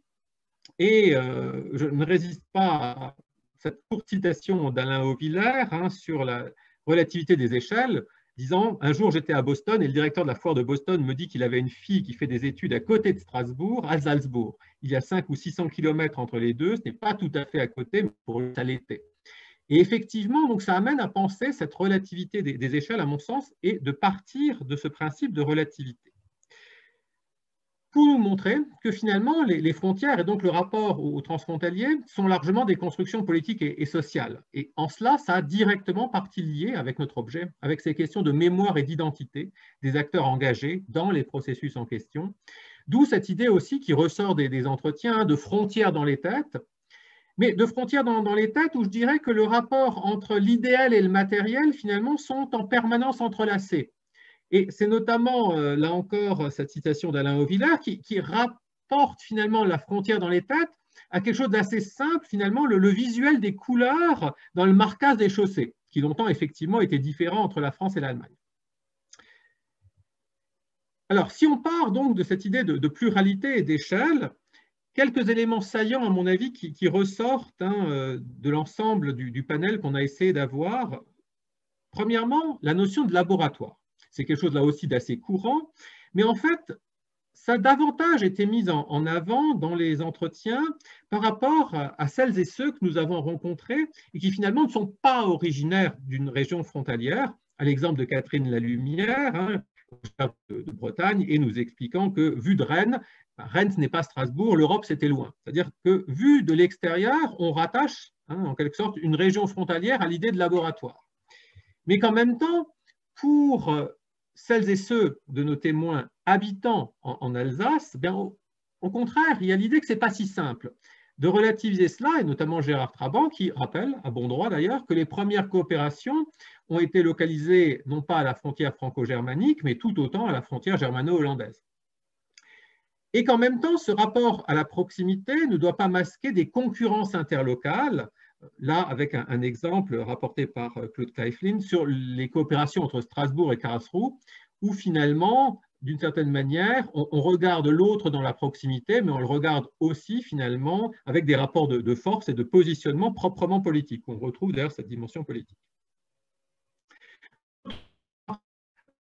Attention sur la problématique du laboratoire comme affichage d'abord, à l'exemple de Eurodistrict Strasbourg-Ortenau-Kreis, affiché d'abord comme quelque chose d'exemplaire et où finalement on rentre après dans un processus, j'allais dire plus long et plus complexe. Et Norbert Engel, par ailleurs, donc ancien élu de Strasbourg et ancien inspecteur général des affaires culturelles, soulignait à bon droit, il me semble, cet aspect du construit politique et social du laboratoire en faisant un parallèle avec l'humanisme rhénan, où effectivement on peut s'interroger sur ces termes. Qu'est-ce qu'il y a derrière ces termes? Il n'y a rien de fixe, il n'y a rien de figé, en quelque sorte. Autre point intéressant, le poids de l'institution. Alors, là encore, pas de grande surprise, hein, le point de départ que l'on retrouve dans les prises de parole des enquêtés, c'est les routines nationales, le poids de ces routines nationales. Mais qu'à partir de là, ça amène deux conséquences en particulier, notamment le fait que ces relations au-delà des frontières et transfrontalières relèvent de politiques incrémentales, autrement dit, l'idée qu'on fait des petits pas, hein, en quelque sorte, des essais et erreurs sur des points limités qui amènent des changements graduels. Et cette question du gradualisme est aussi liée à celle des équilibres, et on retrouve ce que je vous disais avant, des équilibres politiques, notamment ici dans les mots de Norbert Engel, sur un exemple qu'il prend lorsqu'il était entre guillemets aux affaires à Strasbourg, sur un projet donc de capitale européenne de la culture, où finalement Strasbourg s'est désengagé parce que, d'une certaine façon, Karlsruhe était susceptible de prendre le leadership, si je vais un peu vite.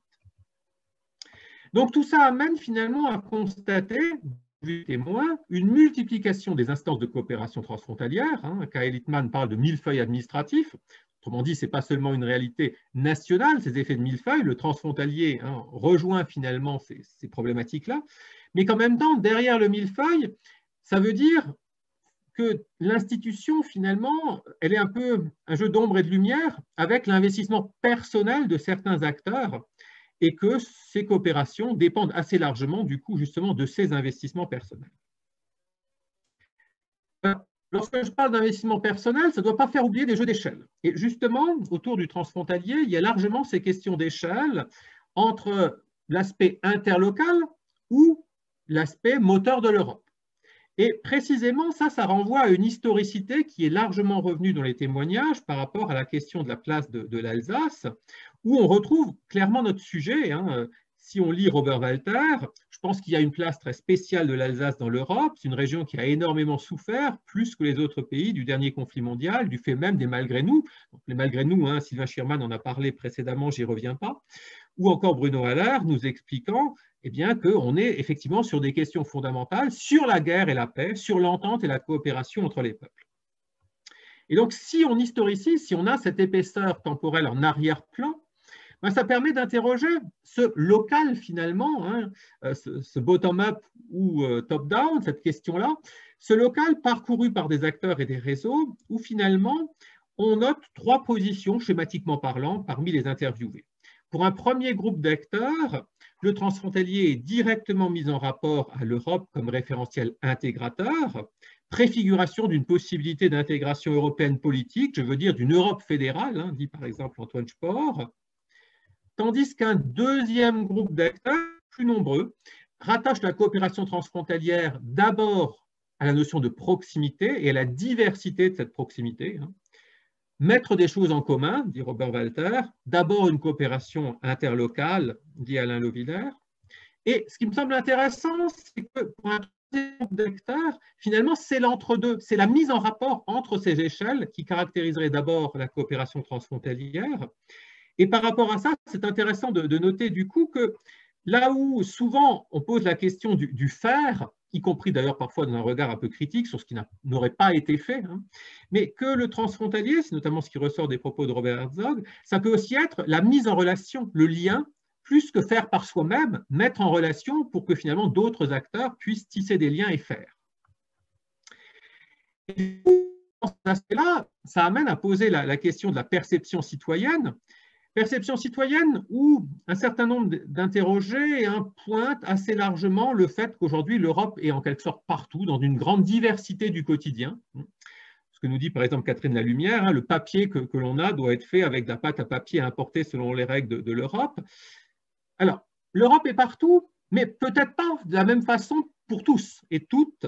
Et ça, c'est intéressant de noter le regard de Claude Kaiflin du point de vue du journal régional Dernières Nouvelles d'Alsace, où il pointe finalement par des enquêtes faites par ce quotidien régional que finalement, il y a tout de même beaucoup de personnes qui ne vont jamais de l'autre côté de la frontière en Allemagne, et que par conséquent, le transfrontalier n'est pas forcément une même réalité pour tout le monde ou de la même façon. Et ça amène dès lors, à mon sens, et je terminerai là-dessus pour ne pas être trop long, ça amène à réfléchir justement sur ces questions mémorielles, parce que ce qui a pu être perçu par certains comme des avancées reconnues dans les premières générations, après le second conflit mondial notamment, ne le sont plus tant une fois routinisées, c'est-à-dire lorsqu'il serait question de mémoire, si je puis dire, hein, et notamment autour de la libre circulation des personnes et des marchandises. Et c'est ce que pointe aussi un certain nombre justement de grands témoins, le fait, en quelque sorte, de ne pas avoir vécu les postes de douane et les contraintes font que, je cite, hein, quand on n'a pas connu les frontières, on ne peut pas imaginer le progrès que ça représente de pouvoir aller faire ses courses de l'autre côté de la frontière à l'heure actuelle entre Strasbourg et Kiel. Et donc, ça amène finalement à relativiser, mais aussi à percevoir, en fonction des groupes sociaux, en fonction des trajectoires individuelles et collectives, d'une certaine manière, l'épaisseur de cette mémoire de paix qui finalement irrigue en même temps que les mémoires de guerre la complexité des paysages et donc des politiques mémorielles, si je prends en quelque sorte des termes utilisés dans la première séquence. Voilà, je vous remercie beaucoup pour votre attention et puis je donne donc la parole à Birte qui va vous parler à son tour d'une autre perspective au sein de cet ouvrage, autour cette fois-ci des questions d'européanisation et du rapport à la construction européenne. Merci beaucoup, Monsieur Aman. Et voilà, Madame Wassenberg, c'est à vous. Merci Philippe, merci pour aussi, j'espère que je vais pouvoir être aussi rigoureuse pour le temps, la gestion du temps. Est-ce que vous pouvez voir le PowerPoint? Oui. Oui, alors, oui, pas de problème. Oui. Moi, je vous donne donc l'aperçu sur notre ouvrage d'un point de vue historique et j'ai choisi de retracer donc à travers les 3 chapitres qu'on avait convenu de faire avec Philippe, chaque fois d'un point de vue sociologique et historique. Donc le premier, c'était sur le vécu, la mémoire de l'Europe, de la construction européenne. Le deuxième, c'était sur la mémoire des espaces transfrontaliers dont a plus parlé Philippe à l'instant. Et le dernier, c'était cette question qui a été soulevée aussi par Ulrich et par Sylvain tout à l'heure sur l'identité, la complexité et les différentes couches, layers of identity. Et donc, alors je vais essayer le plus possible de laisser parler aussi les témoins, parce que c'était très riche pour moi, une première expérience de travailler avec des entretiens qui est plutôt comme une méthodologie comme sociologique au départ. Donc voilà, premier chapitre, l'objectif sauvegarder la paix pour les Canadiens, si jamais il y en a, c'est le pont de l'amitié entre Strasbourg et Kiel avec la statue de la réconciliation, donc un lieu de mémoire de la réconciliation franco-allemande qui est en image ici. Et donc, quand on a analysé la mémoire sur la construction européenne chez nos témoins qui étaient pour la plupart très âgés, il y avait effectivement en premier lieu cette idée que l'Europe c'est égal la sauvegarde de la paix.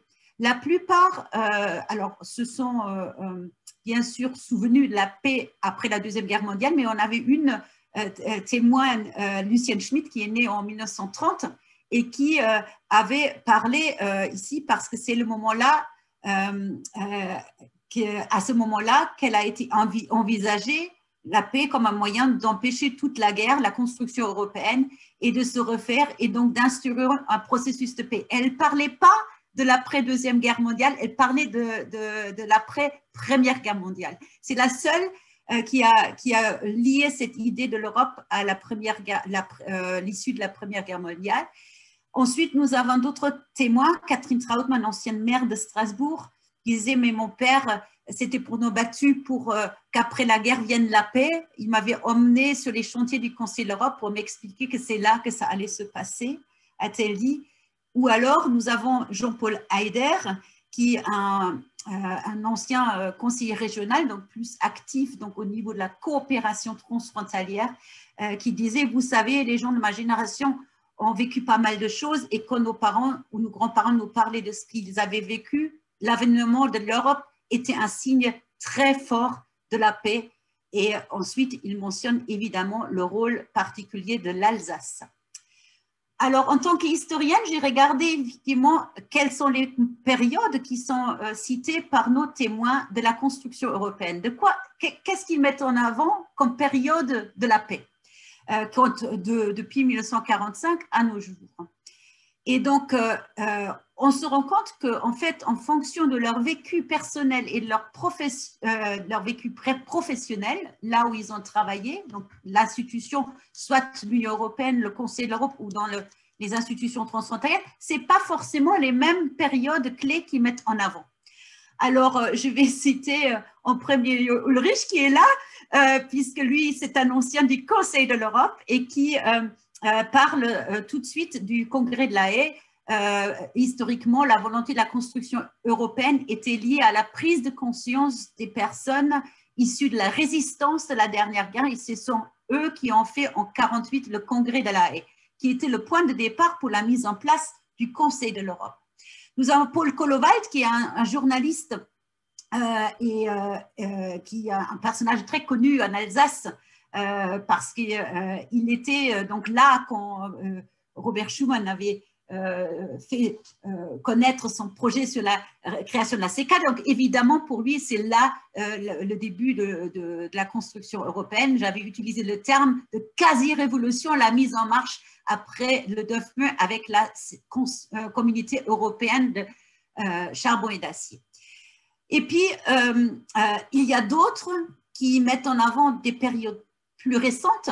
Par exemple, Marcel Spitzer, qui était déjà mentionné, qui a donc rédigé avec des collègues allemands l'ouvrage franco-allemand d'histoire, et qui parlait, lui, plutôt de l'or. C'était là l'euphorie pour lui de l'or, donc c'est 85, c'est le marché unique, c'est pour lui la période clé.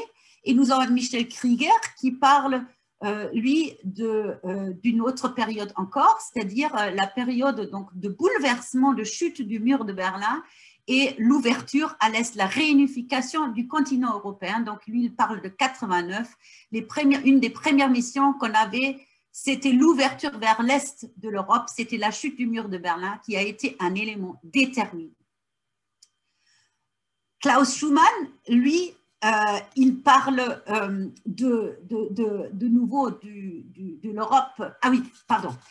Je reviens maintenant à un deuxième, pardon. Je viens à un autre élément dans l'histoire de la construction européenne. C'est pas seulement les périodes clés, mais c'est en fait ce que j'ai appelé l'appropriation de l'histoire. C'est-à-dire les témoins, ils ont en fait ils ont vécu eux-mêmes des périodes de la construction européenne et leur mémoire, ils se l'approprient, c'est leur histoire, ça devient leur histoire personnelle. Et là, nous avons Klaus Schuman qui nous parle, par exemple, du discours de Winston Churchill à Strasbourg en 1949, à l'ouverture du Conseil de l'Europe. Il dit, voilà, c'est là où il parlait des États-Unis de l'Europe. Ce n'est pas du tout vrai parce que les États-Unis de l'Europe, c'est un discours de 1946, mais pour lui, Winston Churchill à Strasbourg, il a tout fusionné dans ce moment qu'il a vécu, comme disait Sylvain Chémon, l'anecdote, et où il parle donc, pour lui, c'est là le début de l'Europe, c'est pas 46, c'est 49, parce que lui, il était là, il a entendu personnellement Winston Churchill depuis le balcon de l'Aubette, place Kléber. Et donc, voilà, donc j'ai mal placé, donc en fait, c'est l'histoire de l'Europe, c'est la vôtre, voilà.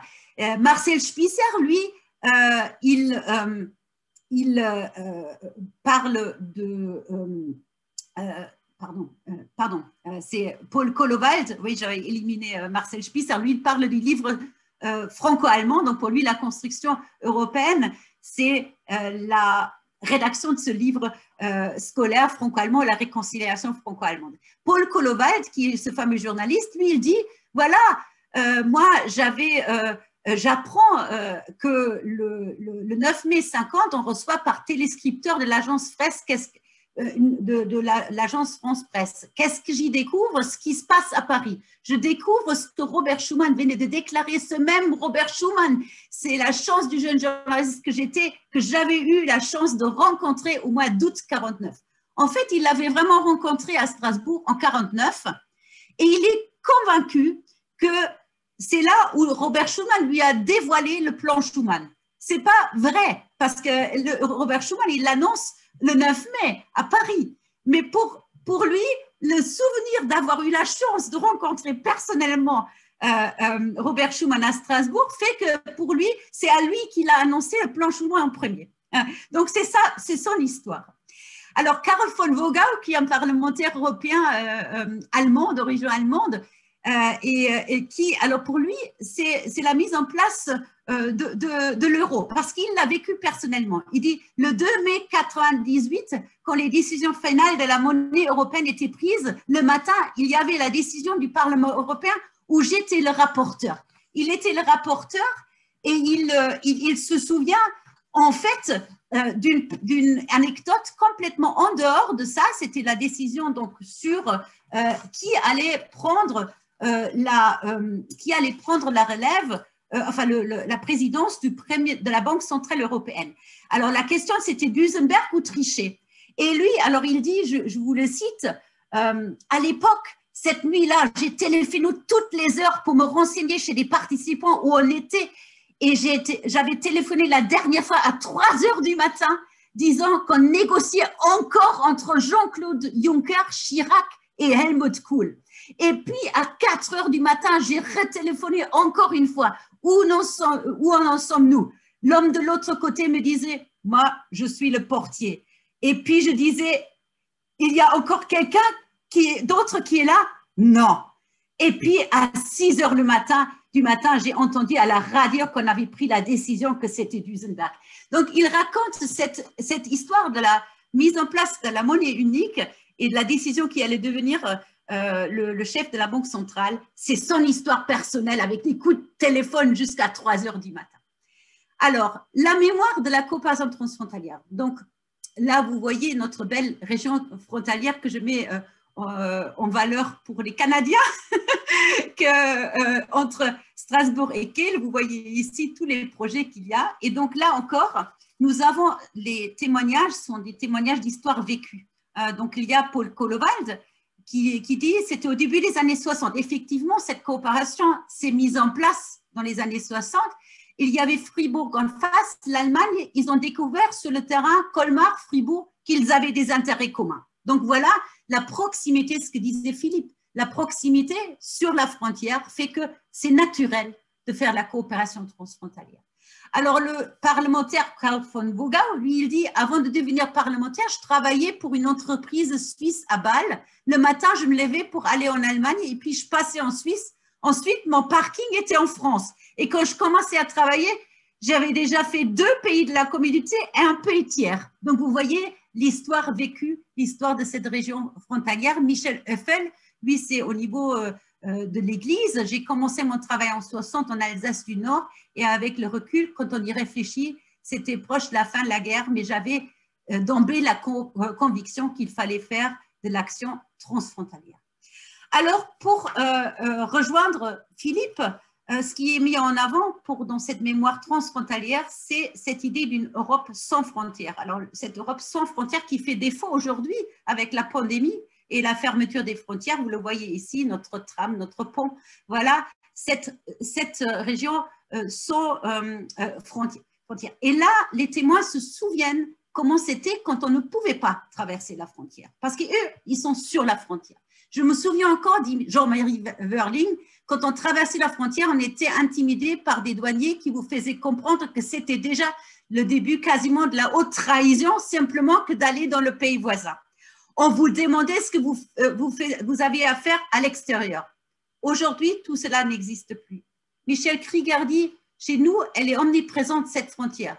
Dans les années 60, pour franchir le Rhin, il fallait montrer patte blanche, un papier administratif. Et c'est avec ça qu'on arrivait à rentrer d'un pays à l'autre, ce qui n'existe plus. Ulrich, encore une fois, je te cite, les premières frontières que j'ai connues étaient les frontières entre l'Allemagne et le reste de l'Europe, entre les différentes zones d'occupation de l'Allemagne.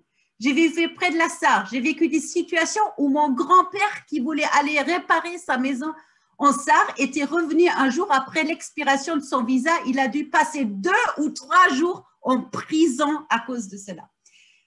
Voilà, alors le troisième volet de cette mémoire transfrontalière, c'est la réconciliation franco-allemande. Ici, l'image de notre ouvrage de Kehl en 49, où c'était occupé par Kehl était occupé par les Français à ce moment-là. Vous voyez ici le barbelé et les enfants qui se voient à travers la frontière. Carl von Vogel dit, par contre, là, on a encore du scepticisme de nos témoins. Ce n'est pas encore un grand espace ouvert. Je crois la langue fait encore une différence. Et je crois qu'il y a encore de la frontière. Parfois, elle existe encore dans le cerveau. Vous voyez, la réconciliation, c'est un travail qui doit se renouveler. La mémoire de la réconciliation est là, mais ce n'est pas accompli. Jean-Marie Verling dit, aujourd'hui, il n'y a plus de frontières. Tout le monde est ami, mais vous avez d'un côté les Français, moyens qui ne savent plus rien de l'Allemagne, et de l'autre côté des Allemands, moyens qui ne savent plus rien de la France. C'est la réalité de la coopération transfrontalière. Critique ici, très critique. Et alors, Lucien Schmitt, et là on est dans la mémoire, des lieux de mémoire, elle dit, à Rastatt, ils ont réalisé un musée qui montre les mouvements vers la liberté depuis la guerre des paysans jusqu'à nos jours. Et elle a fait une coopération transfrontalière et seulement il y a pour nous un problème. Ce qui nous avait frappé, c'était la salle consacrée à la rose blanche, donc les mouvements de jeunes contre le nazisme. Et en fait, les Allemands ont décidé dans le musée de supprimer cette partie au profit de la lutte pour la liberté entre l'Allemagne et de l'Est. Alors, les Français n'étaient pas d'accord avec ça. Alors, donc, vous voyez, c'est là le débat sur les lieux de mémoire. Les Français voulaient maintenir la rose blanche et les Allemands voulaient mettre la réunification allemande et la mémoire de la libération de l'Allemagne de l'Est. Enfin, mémoire comme fondement de l'identité. Une identité régionale. Je l'ai mise en avant. J'ai privilégié ici l'identité régionale, mais les identités de nos témoins étaient bien multiples, comme disait Ulrich, très multiples, nationales, européennes, régionales. Et donc, ça, c'est une image qui a été faite par Tommy Ungerer pour la coopération transfrontalière chez nous. Ulrich Brunner le connaît. Donc, Carl von Vogel dit que notre tradition européenne, alors au début de cette identité européenne est marquée par des valeurs communes. Et les valeurs communes, c'est aussi la culture européenne commune partagée. Donc la tradition grecque, la tradition de la romaine, qui est la tradition de l'ère chrétienne, qui est extrêmement importante, qui est la tradition des siècles des Lumières, la Réforme, tout le patrimoine partagé commun de l'histoire de l'Europe, c'est ça qui unit les Européens. Klaus Schumann dit l'Europe, c'est tout de même une histoire commune, une culture commune, et il y a la grande richesse de la diversité qu'il ne faut pas toucher. Donc, c'est aussi une unité dans la diversité. Ça le rend peut-être plus complexe, cette mémoire. Et Lucien Schmitt lie cette mémoire aux droits de l'homme. Si l'Europe était unifiée, unie et harmonieuse, elle ne devrait pas être une forteresse fermée aux autres continents. Et pour elle, la base, c'est les droits de l'homme, c'est cette Europe humanitaire. Alors, quelle est donc cette mémoire de l'identité régionale que vous voyez ici dans un dessin d'élève qui a été fait sur l'identité régionale partagée du Rhin supérieur. C'est des élèves de collège qui ont fait cette image. Jean-Marie Verling dit la définition de l'Alsace, de la culture alsacienne, c'est la rencontre entre la culture française et la culture allemande. Il n'y a rien de spécifiquement alsacien en dehors du fait qu'on est entre la France et l'Allemagne. C'est l'entre-deux, donc c'est bien spécifique régional, mais c'est bien ça la mémoire régionale de l'espace du Rhin supérieur. Hans Forster dit, moi je parle encore le dialecte d'origine. Je trouve que cela m'a permis, quand j'étais tout jeune, d'avoir déjà deux langues en fait. À partir de là, je trouve que les Alsaciens, s'ils réfléchissent, cela vous donne une ouverture supplémentaire. Donc, c'est aussi une langue régionale, un dialecte partagé. Et Carl von Vogel dit, pour moi, j'ai toujours senti l'Europe comme ma patrie, ce qu'on appelle la Heimat. Ça, c'est un mot très allemand, la Heimat. Et la Heimat, pour lui, il le lie au territoire transfrontalier. Il dit carrément, c'est la Ehrentrustis-Kapelle, parce que j'ai toujours habité à Münzingen. Donc, sa Heimat, c'est vraiment son lieu local où il habite et un petit village qui est près de la frontière. Voilà, avec ces peu, j'étais peut-être trop longue, mais je voulais vraiment laisser la parole à nos témoins et montrer quelques analyses de point de vue d'une historienne, et j'espère que ça vous donne envie de lire notre ouvrage, parce qu'il y a encore beaucoup d'autres citations très intéressantes qu'on pourrait vous livrer ici. Merci beaucoup. Et vous n'étiez pas trop longue d'ailleurs, on est parfaitement dans le temps, donc c'est parfait. Et, alors, je demande encore aux participants s'ils veulent poser des questions, de les poser dans le petit questions et réponses en bas des Zoom. Et moi déjà, je commencerai par quelques questions que j'ai. Tout d'abord, comment avez-vous harmonisé les deux approches dans votre ouvrage, c'est-à-dire historique, Madame Wassenberg, et Monsieur Amann, sociologique? Donc, Monsieur Amann, à vous la parole, et après, Madame Wassenberg. Merci. Merci. Alors, je dirais en fait, cette question, elle peut amener deux niveaux de réponse.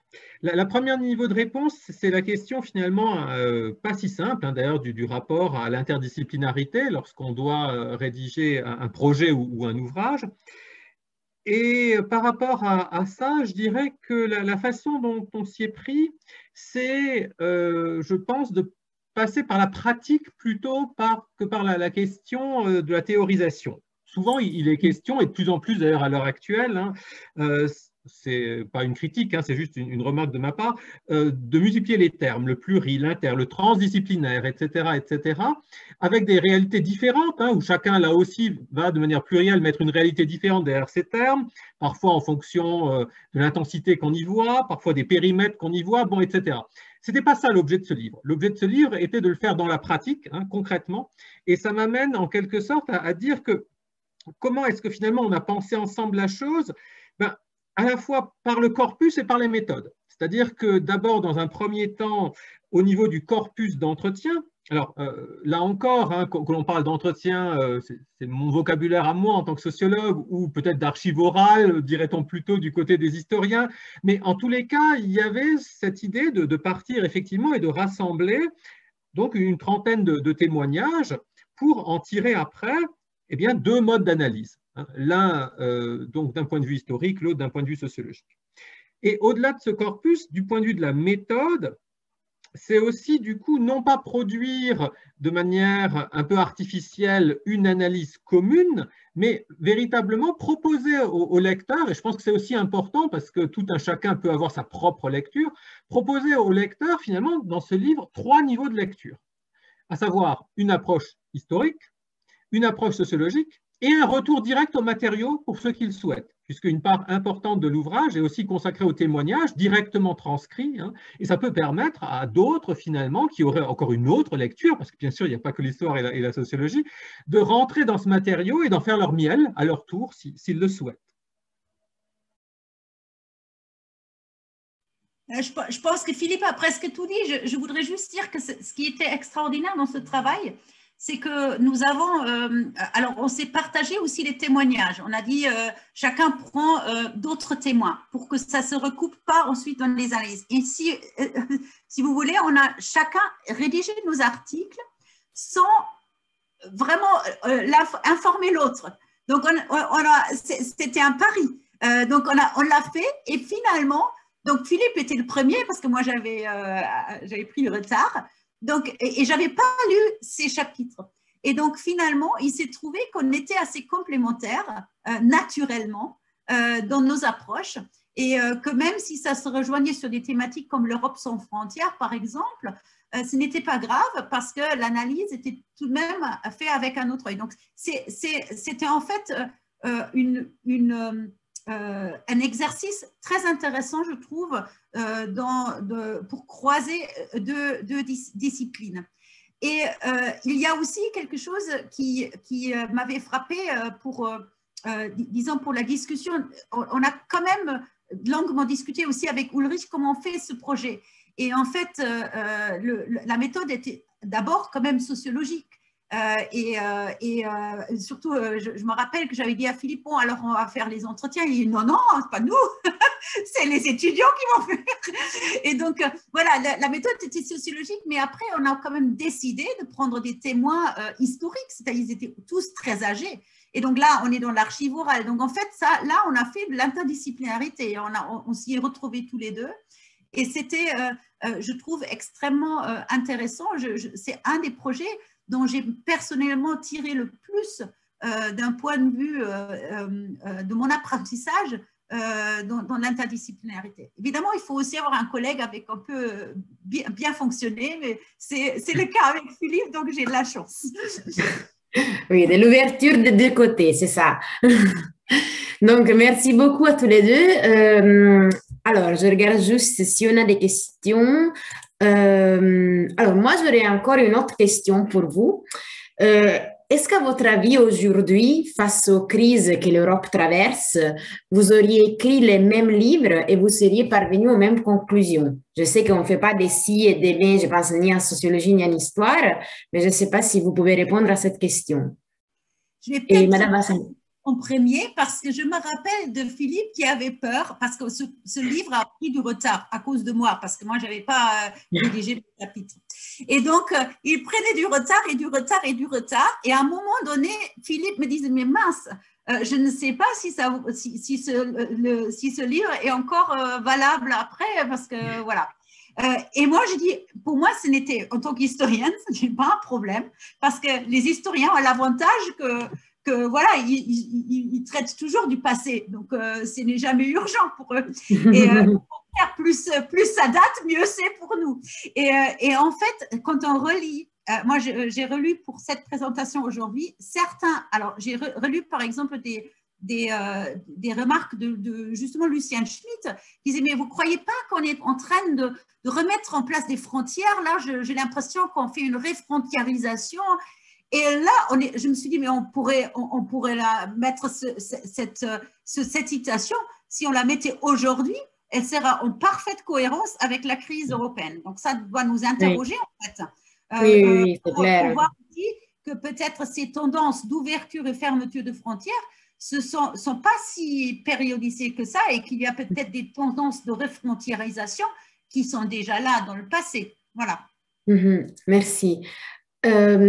Juste avant de vous passer la parole, M. Aman, je voulais ajouter une petite chose sur ce que disait Mme Wassenberg pour les participants canadiens, parce qu'en fait, pendant cette crise sanitaire, ce qui était aussi intéressant en Europe, c'est que les frontières, c'est vrai qu'ont été fermées souvent entre les pays, mais aussi au sein des pays.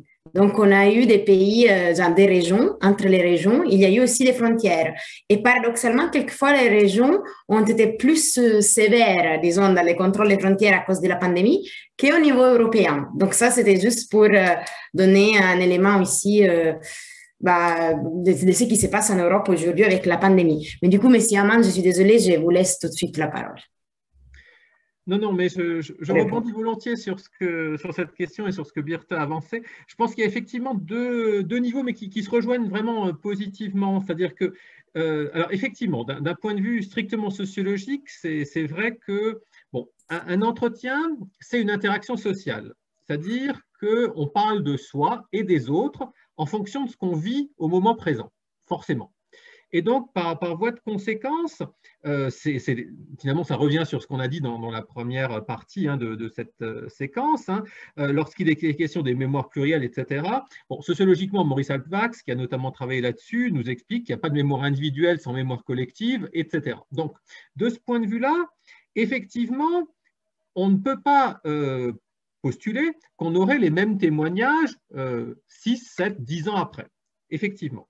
Ceci étant posé, pour l'actualité du livre, je rejoins volontiers Birte sur deux points de vue, c'est-à-dire que d'une part, sur les mémoires de la paix et de la guerre, qu'on décèle finalement à travers ce propos incarné, c'est-à-dire que le côté collectif et le côté individuel s'entremêlent par le fait qu'on a à la fois des témoignages qui sont personnels, qui sont des trajectoires, des histoires de vie, et qu'en même temps, l'ensemble donne à voir un certain nombre d'enjeux qu'on a essayé de vous résumer d'ailleurs dans les quelques propos liminaires, sur le rapport à l'Europe, sur l'intégration, sur la frontière, etc. Et d'une certaine manière, ça amène à penser ça aussi comme un rapport un peu plus long à la notion de crise. Parce que finalement, ça aussi, c'est un point qu'on souhaitait mettre en avant.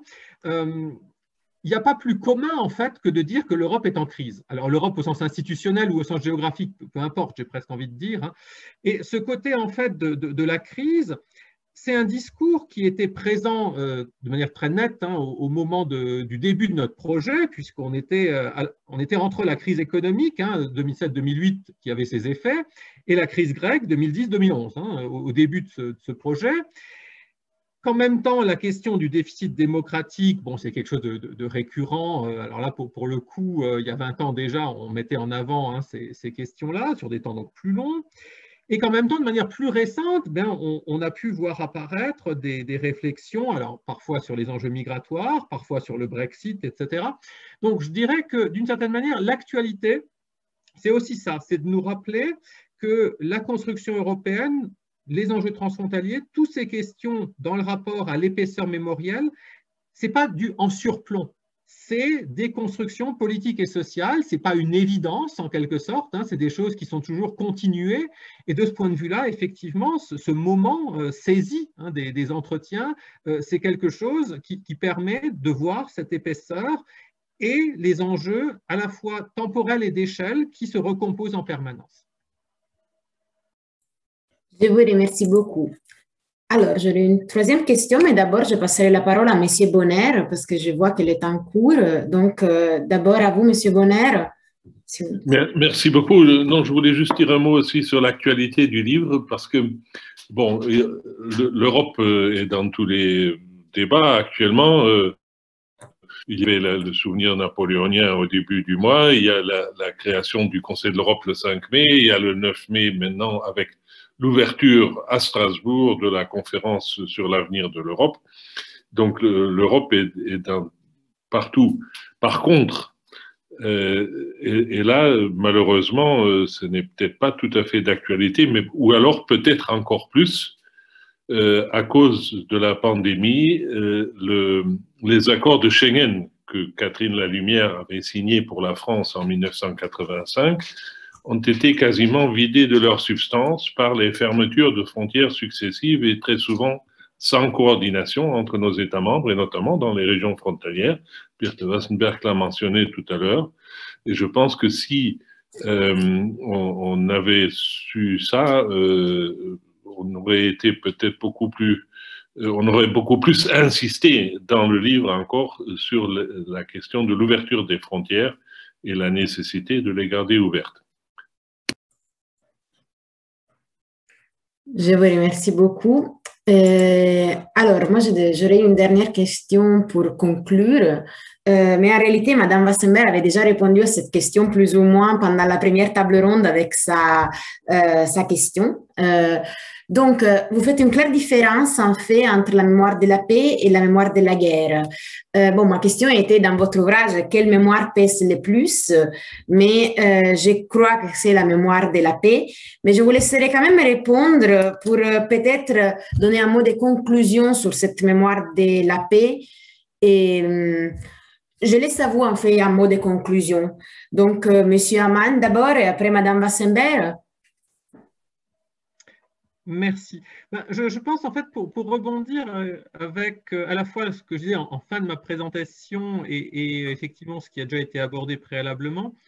Bon, si je reporte ma méthode sur l'idée qu'on a des entretiens et que ces entretiens, on parle en fonction de ce qu'on vit. Bon, donc la première leçon de toute façon, c'est qu'on ne fiche pas en quelque sorte quelque chose, ni la construction européenne, ni le transfrontalier par les jumelages, etc. On ne fiche pas ça. Alors, peu importe que ce soit au sortir de la Deuxième Guerre mondiale ou à un autre moment.